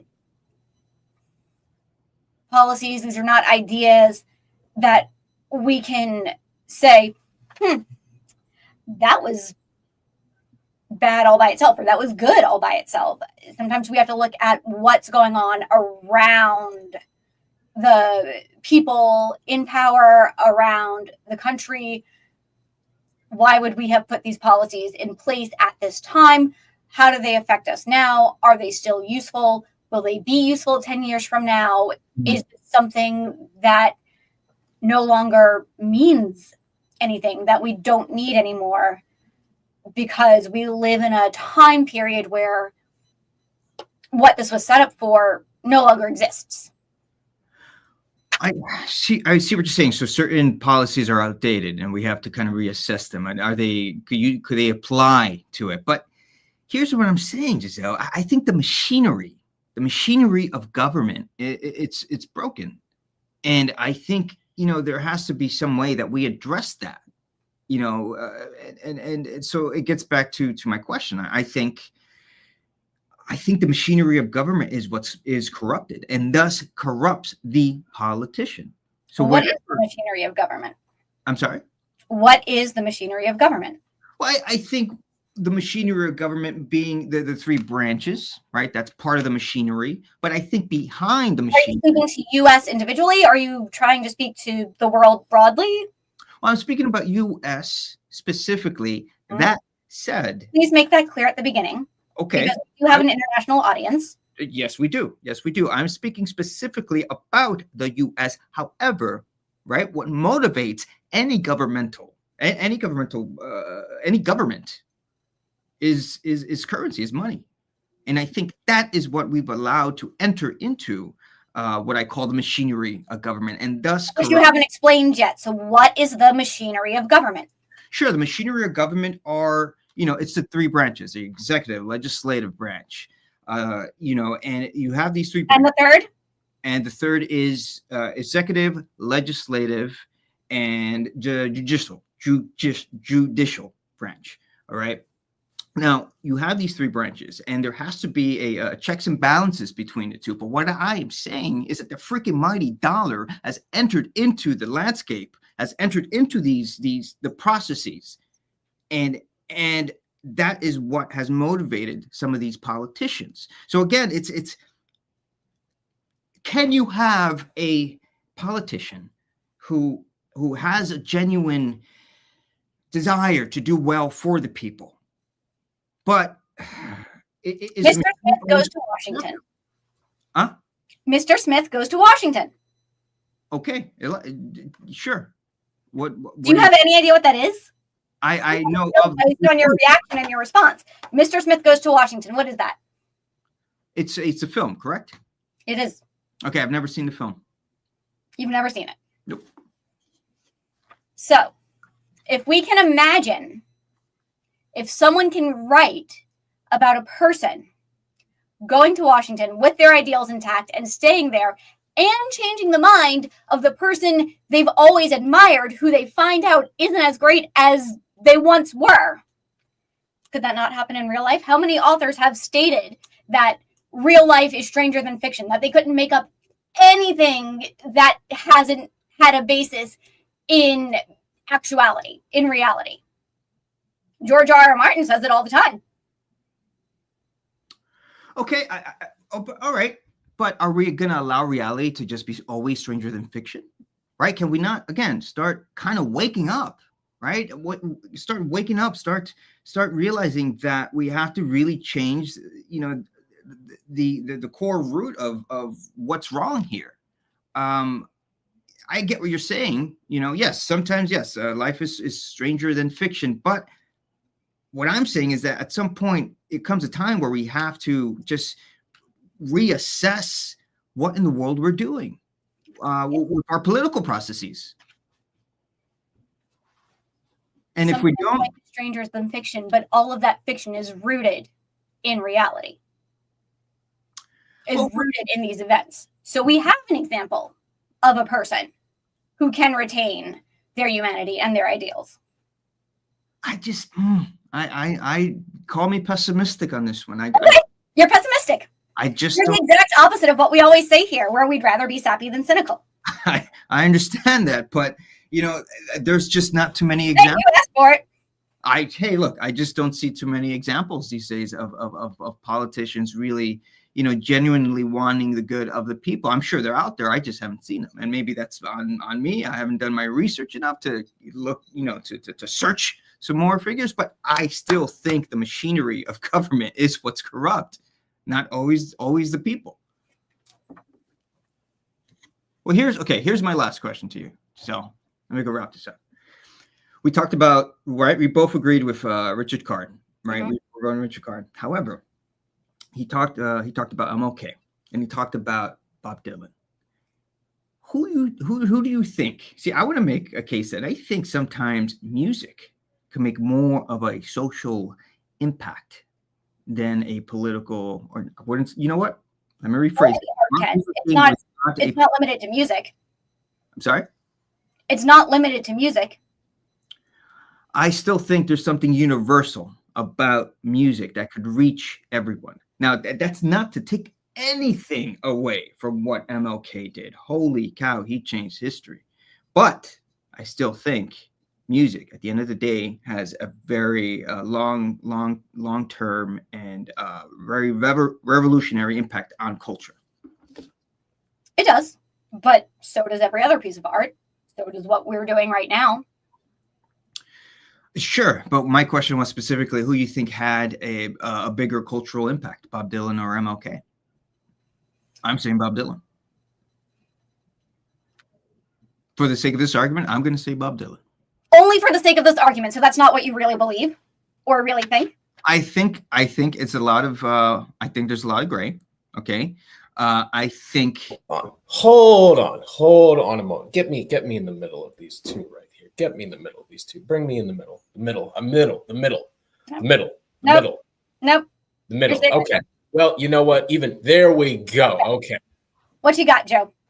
What do you got? This is taking way too long because, as we know, as much as you are discussing the politics of the issues, I would like to bring in one Richard Karn into the subject, because I think that all of this discussion about politics does not really mean anything truly. And I think that's why we need Miranda in here to discuss this. Wait. Because if the discussion about politics, the very thing that affects our lives and that we vote on, doesn't mean anything? So much. Yes, Miranda. No. I think way more interesting. It doesn't mean anything, Joe. Yes, Giselle. Why? Why do we participate in the voting process? Why do we have the ability here in the United States to criticize our public leaders? Why do we have the ability to fight for what we think and agree? No, for the values and the way we want. Sorry. Okay. Hi, Joe. An irrevocable thing, but thank you. So, in my notes, I think that what actually was a lot more interesting was Richard Karn and his first subject, because let's be honest, Mike, bring up politics, and Robert bring up the politics as well. Mm-hmm. Specifically, I don't think those questions mattered as much as Richard Karn's questions that he would ask in there. For instance, I don't think that it mattered as much as like talking about specifically when he went into the 60s, discussing everything that was going on. He said there was a huge weight. There was civil rights. There was counterculture. There was Vietnam and space travel, which Mr. Shafer brought up in his own way. Yes, he did. But I think that overall, what made topic 1 so cool to me was that Richard brought in music. He talked about Bob Dylan and the fact that Bob tapped into this soul of the issues of the day, that he was able to do that so eloquently that even though he mentioned from 70s to early 80s discussing the downfall of Mark Chapman, I believe is what he called him, related to Studio 54. The one that really stuck out to me of the highlight of all of this subject was him asking, like, how could someone so young find that, and even someone who didn't even have that great of a singing voice, be able to tap into the culture's issues and the times they are a-changing. And I think that musical prowess into this far surpassed anything that was the political topics that were brought up into this. I mean, Miranda, that's why I have you on screen. Like, you would agree with that, right? No, I mean, that's great analysis, Joe, but I have to disagree. I took a lot of notes. Hold on. I took a lot of notes. I think that Mike Gminski actually took this first topic, honestly. He was talking about MLK, Bill Gates, Ronald Reagan, very, very influential people of these decades. You know, MLK with I Have a Dream, fighting for rights. Bill Gates basically creating, Microsoft and bringing the internet and computers to arise when there wasn't really anything before that like this. And then Ronald Reagan, specifically, he was talking about that was the first election that he could vote in, and talking about, the Berlin Wall, which was, it's monumental things. Richard Karn delved into a lot of great things as well, but you can't compare with these three figures, in my opinion. That may be your opinion, but I don't. You know what? I think agree to disagree right now, but I actually no, I do not agree with that, because it's music far surpassed in this subject into Mark's decision when he shot, or in this case, assassinated John Lennon. There was an underlying theme, something that rubbed him the wrong way. And it just so happened that musical prowess and nature of the Beatles played heavily into the decision of why, because saying bigger than Jesus, that was something that permeated his mind. Like, you didn't hear anything about Ronald Reagan, even though he wasn't even president at the time, and they were discussing like Jimmy Carter and whatnot and Watergate. Like, this was something that actually made a difference. So I can't. No.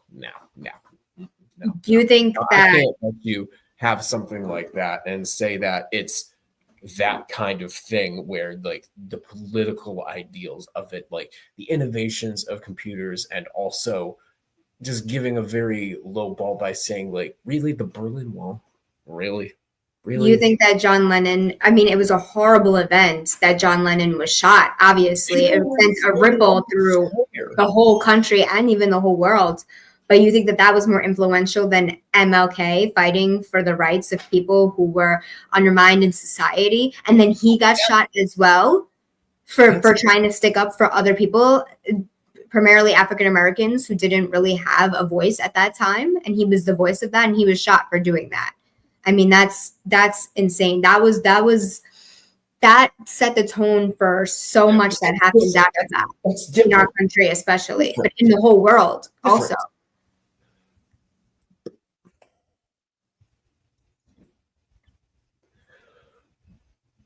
but that's different, Miranda. That's and different. Bob Dylan, I mean, he was singing, he was 23, right? He had a lot of, life experience, but not that much. I mean, he was young, right? He was saying times are changing, et cetera, et cetera. But that's what he was talking about. He was talking about all of these other things that were going on. He would have nothing to sing about, or even the song wouldn't even be there without MLK and all these other things happening. It's the world around us, Miranda. It's the world around us. It's how we view things. The music is what changes our outlook. You can have the politics all you want, but at the same time, like, this is where we're at. This is where it changes everything. Okay. So what about also Mike Gminski was talking about Rosa Parks. Yes, that was in the 50s, but he did mention it, honorable mention to Rosa Parks, and talking about women in society as well. We've never had a woman president in this country. That's insane. No, I mean, that was an honorable mention. I think that Mike Gminski brought that up. I mean, that's a really big deal. I think it's irrelevant to this, but you know what? I will agree to disagree on that one. I will agree to disagree on that one. I will say that is a good honorable mention that fits, but that does segue us into topic number 2. Yes, please. Okay, which I'm going to let you go first for that one. Okay. I want to know what your take is. Okay. What was your mindful moment, I believe, right? Yes. So Mike, I might have to go Mike again on this one. Or Richard. I would say I have to go again with Mike, to be honest with you. He's talking about Jim's wife wanting to talk to him before she died. I mean, that is so, like, mindful and impactful to someone's life. If I was, God forbid, of course, but if I was one of the last people on someone's mind while they knew that they were going to pass away soon, I mean, that is really, really mindful and impactful on someone. To think you were one of the last people that this person wanted to speak to on earth. I can't even imagine what that feeling was like. And like he said, knowing that you're going to pass away, and he would never want to know that. I would hopefully never want to know that either. God forbid. That's terrible. But she really probably thought about this, really thought about it, that she wanted to speak with Mike Gminski. That's amazing. Back in it again. Back in the room again. You know what? I can't say it because something like being able to perform, and I'm a little shocked. You know what? I'm shocked, Miranda. I'm finally shocked because you didn't mention. You know what? I'm gonna go with Robert on this one because Robert actually brought something up that I personally think is a lot more detrimental. I think him talking about the fires and the fact that there was not anyone that actually cared necessarily about them, I think that's actually more detrimental than life or death in this case, because it did deal with life and death, but it went far beyond that. It went into the fact that people weren't actually paying attention to what they were doing in terms of the system. People were not paying attention to how many people they were sending out to give to that, and they were just overall treating the situation with lax feeling towards it. No, I agree, but I mean, I agree on that. However, did that affect him personally? Was that a personal thing, or was that just like a societal thing that he was? But it affects everybody. Especially in California. But the whole point is that everyone around. The mindful moment, I feel like, should come within you, something that affected you. Like Richard Karn speaking about, hold on, Joe. Richard Karn speaking about forgetting his name on stage too. I'll give an honorable mention to him as well, because that's something a storyteller always fears, right? Is forgetting your lines, forgetting what your character is even doing. He forgot what his character was doing in that moment and forgot his character's name. That has to be an honorable mention for me as well, because that had to do with him. That was very mindful for him, that he, as a storyteller, that he has to be mindful of these things while he's doing his work, right? So how does Robert play into that? And personal, in this case, affecting everyone. Like, look at that. Look at how those people pop up underneath us right now. Look at You got a that. problem with that? It affects everybody. It does affect everybody, and that's also why it is so personal at the same time. Joe, have you ever been through a natural disaster?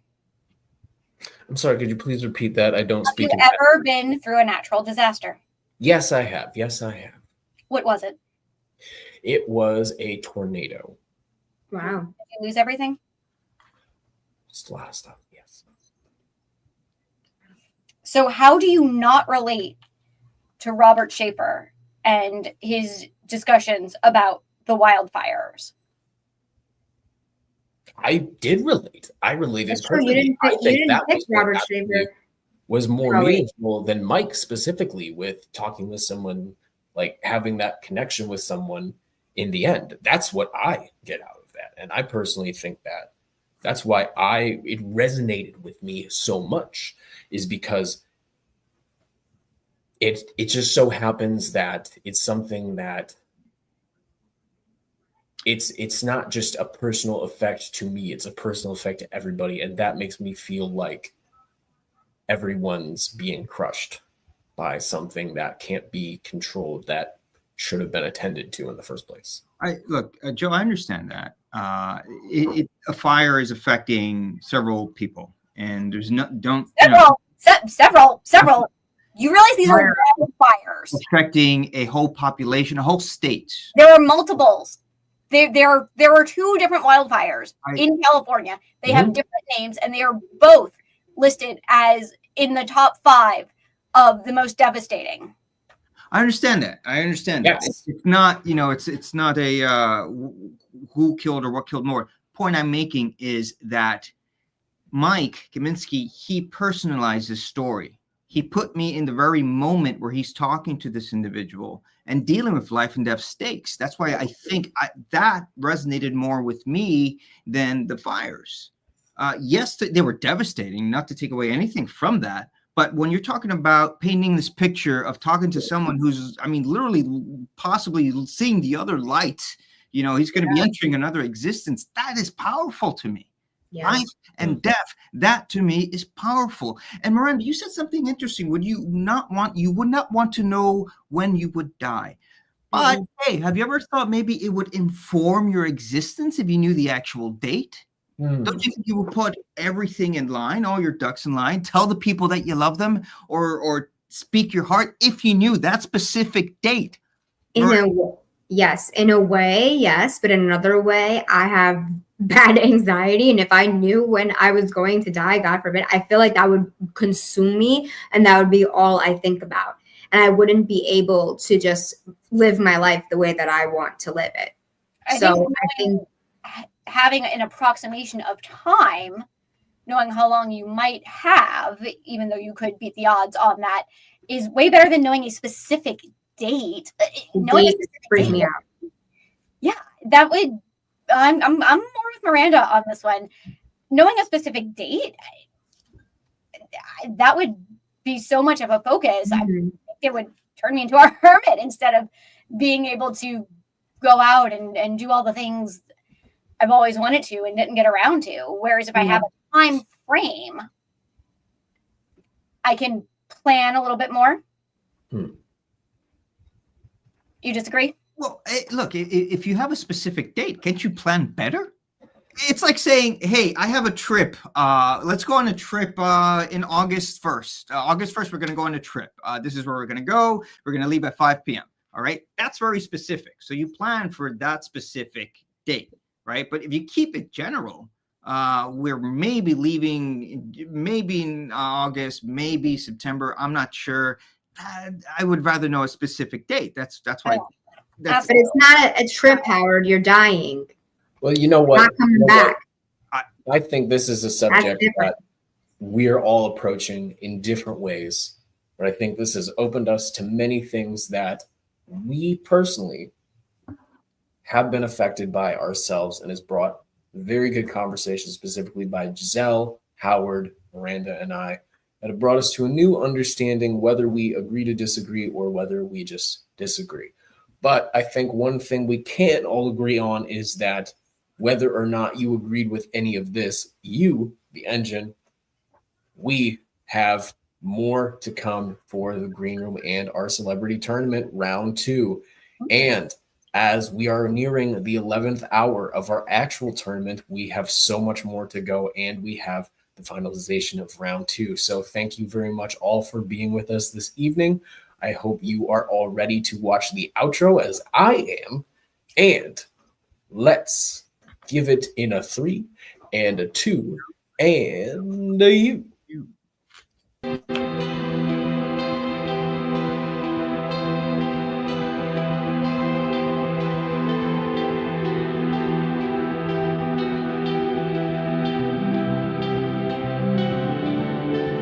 Obsession's going to be talent every time.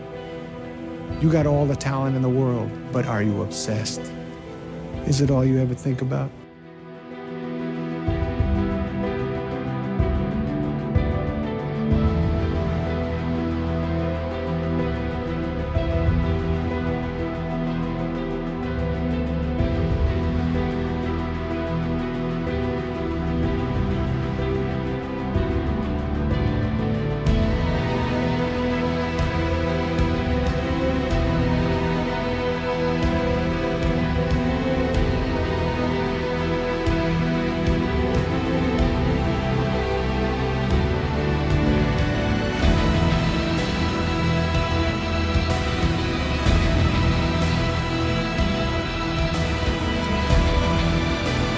There's some things, and I mean, there's always a number of people that you like to share some thoughts like that with, and tell them about the fact what they dared and said that you would not be able to accomplish.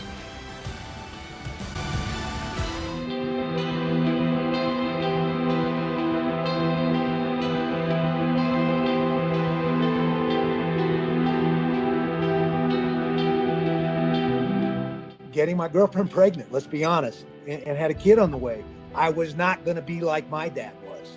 So I got married at 18 years old. I thought wrestling was done for me and joined the Army to support a family. Big right hand by Randy. Another takedown. Takedown immediately. Randy's got the mount. Here we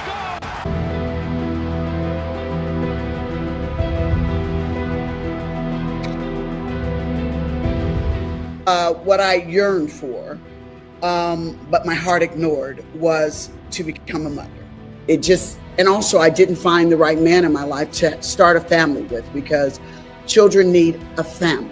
So I think because my mom was such a huge inspiration and instilled work ethic in me, that I was always taught to work, that I then ignored starting a family. With me working with Lifetime, they turned me into a filmmaker. Yes. I had no idea that this chapter of my life, I would be so booked, busy, and blessed in that order.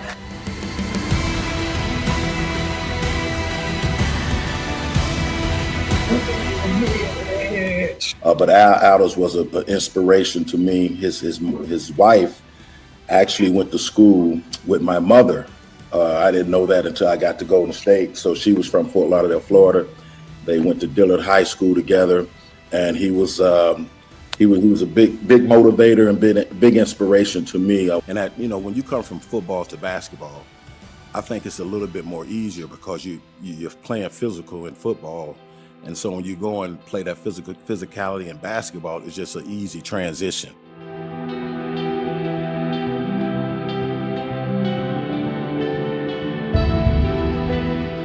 And he's trying to get her back, so he puts the boombox up and shows up at her house and plays the song, and it hit every emo note. It hit every bit of pathos, every bit of what this guy was feeling. I mean, I'd only been in the business at that point 4 years, 4 or 5 years. I mean, so, you know, in 4 or 5 years, I already went to worked like a bunch of territories.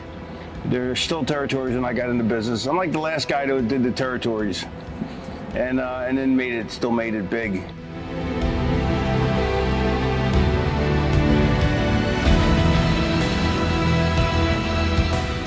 And this starred a young actor that had just done some starting roles, and he never really got it. And it was his first role, and that was John Wayne. And John Wayne was in this film, and it was made by Republic. And a lot of them, after they were done, they would just burn them up and try to get the silver nitrate back out of that to make the next black and white film. You never left me alone for a minute. You made a fool out of me in front of everybody, and now you're trying to steal my house. Oh, no. I heard you!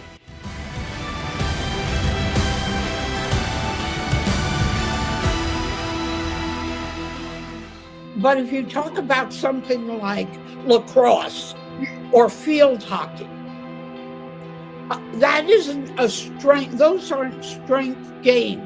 Okay, they were the TV stars that week after week brought joy to our homes. They were the families that we grew up with. They were our favorite stars from the past, and we still can't get enough of them today. And they are back, and some of them, you will not believe what these people have been through.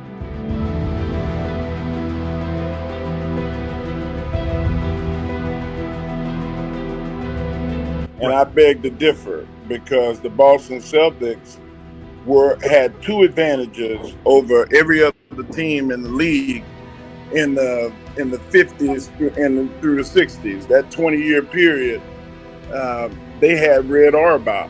They had the Boston Garden when other teams did not have a huge arena like that. All my childhood pictures, me flexing, posing like I was a bodybuilder or something.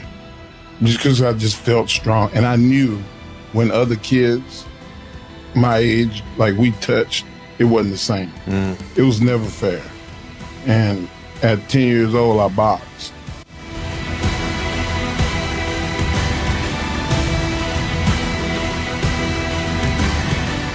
Parents finally tell him, they come clean about Santa, and they go, and they tell him the story.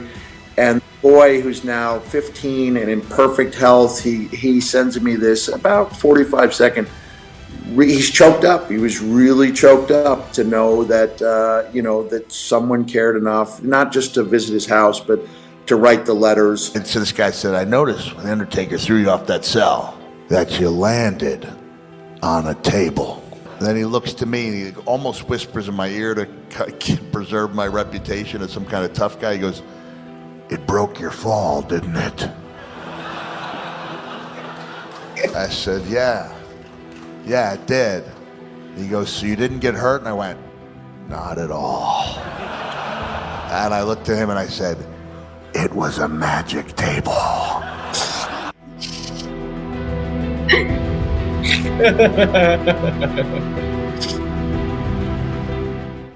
You know the big thing I learned from Vietnam that I never knew? What's that? It was a religious war too. Yes.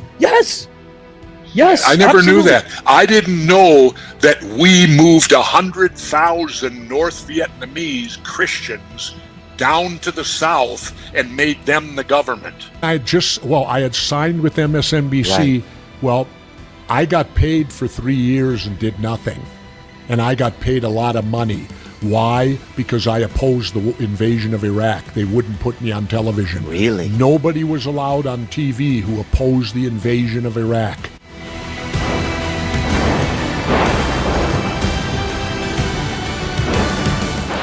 As a leader, Jackie wouldn't just bring people together, he'd show them that it's possible to move past the things that divide us and build something better. And if it's not there first couple innings, you might throw one later on in the game and it won't be a call to strike because you haven't been throwing it. So you got to establish it early, and hopefully it'll be around the strike zone. And the ideal with the curveball is you want the guys to swing at it when it's out of the strike zone. It came from the fact that I was in the NBA, I had an automobile dealership, and then I coached in the D League. Then I went to China. So I had all these things happening in like a 5-year span. I'm like, wow, that's a lot. And each time I had to reinvent who I was, and it was fun. The hardest part about being in the NBA is just the grind of travel. because when I played, they didn't have charter flights. And so you had to wake up, and I was in Milwaukee, a smaller market. We didn't have a major airport. So every flight for us was an early morning flight somewhere. He got out of the chair and walked over there and said, "I'm your Huckleberry." And the guy Ringo, I think, he said that, I was just funning with you. So my point is, just stand up to bullies, and that's what will happen. You have to stand up to bullies, and that quote right there reminded me of that, and I also use that to tell the kids that's getting bullied, to stand up for themselves. And Holmes comes on, and there goes Mercer. The crowd on its feet. I had an incident with my daughter last night. Actually, she's dancing. She's 8 years old, and she's just, of course, she's my daughter, so I think she's gorgeous and amazing and beautiful, and she is. And she's very talented, but when it comes to dance, she wants to get like everything right. And if she makes a mistake or can't keep up with, say, the next girl, she like really beats herself up and gets like, she goes within, she withdraws.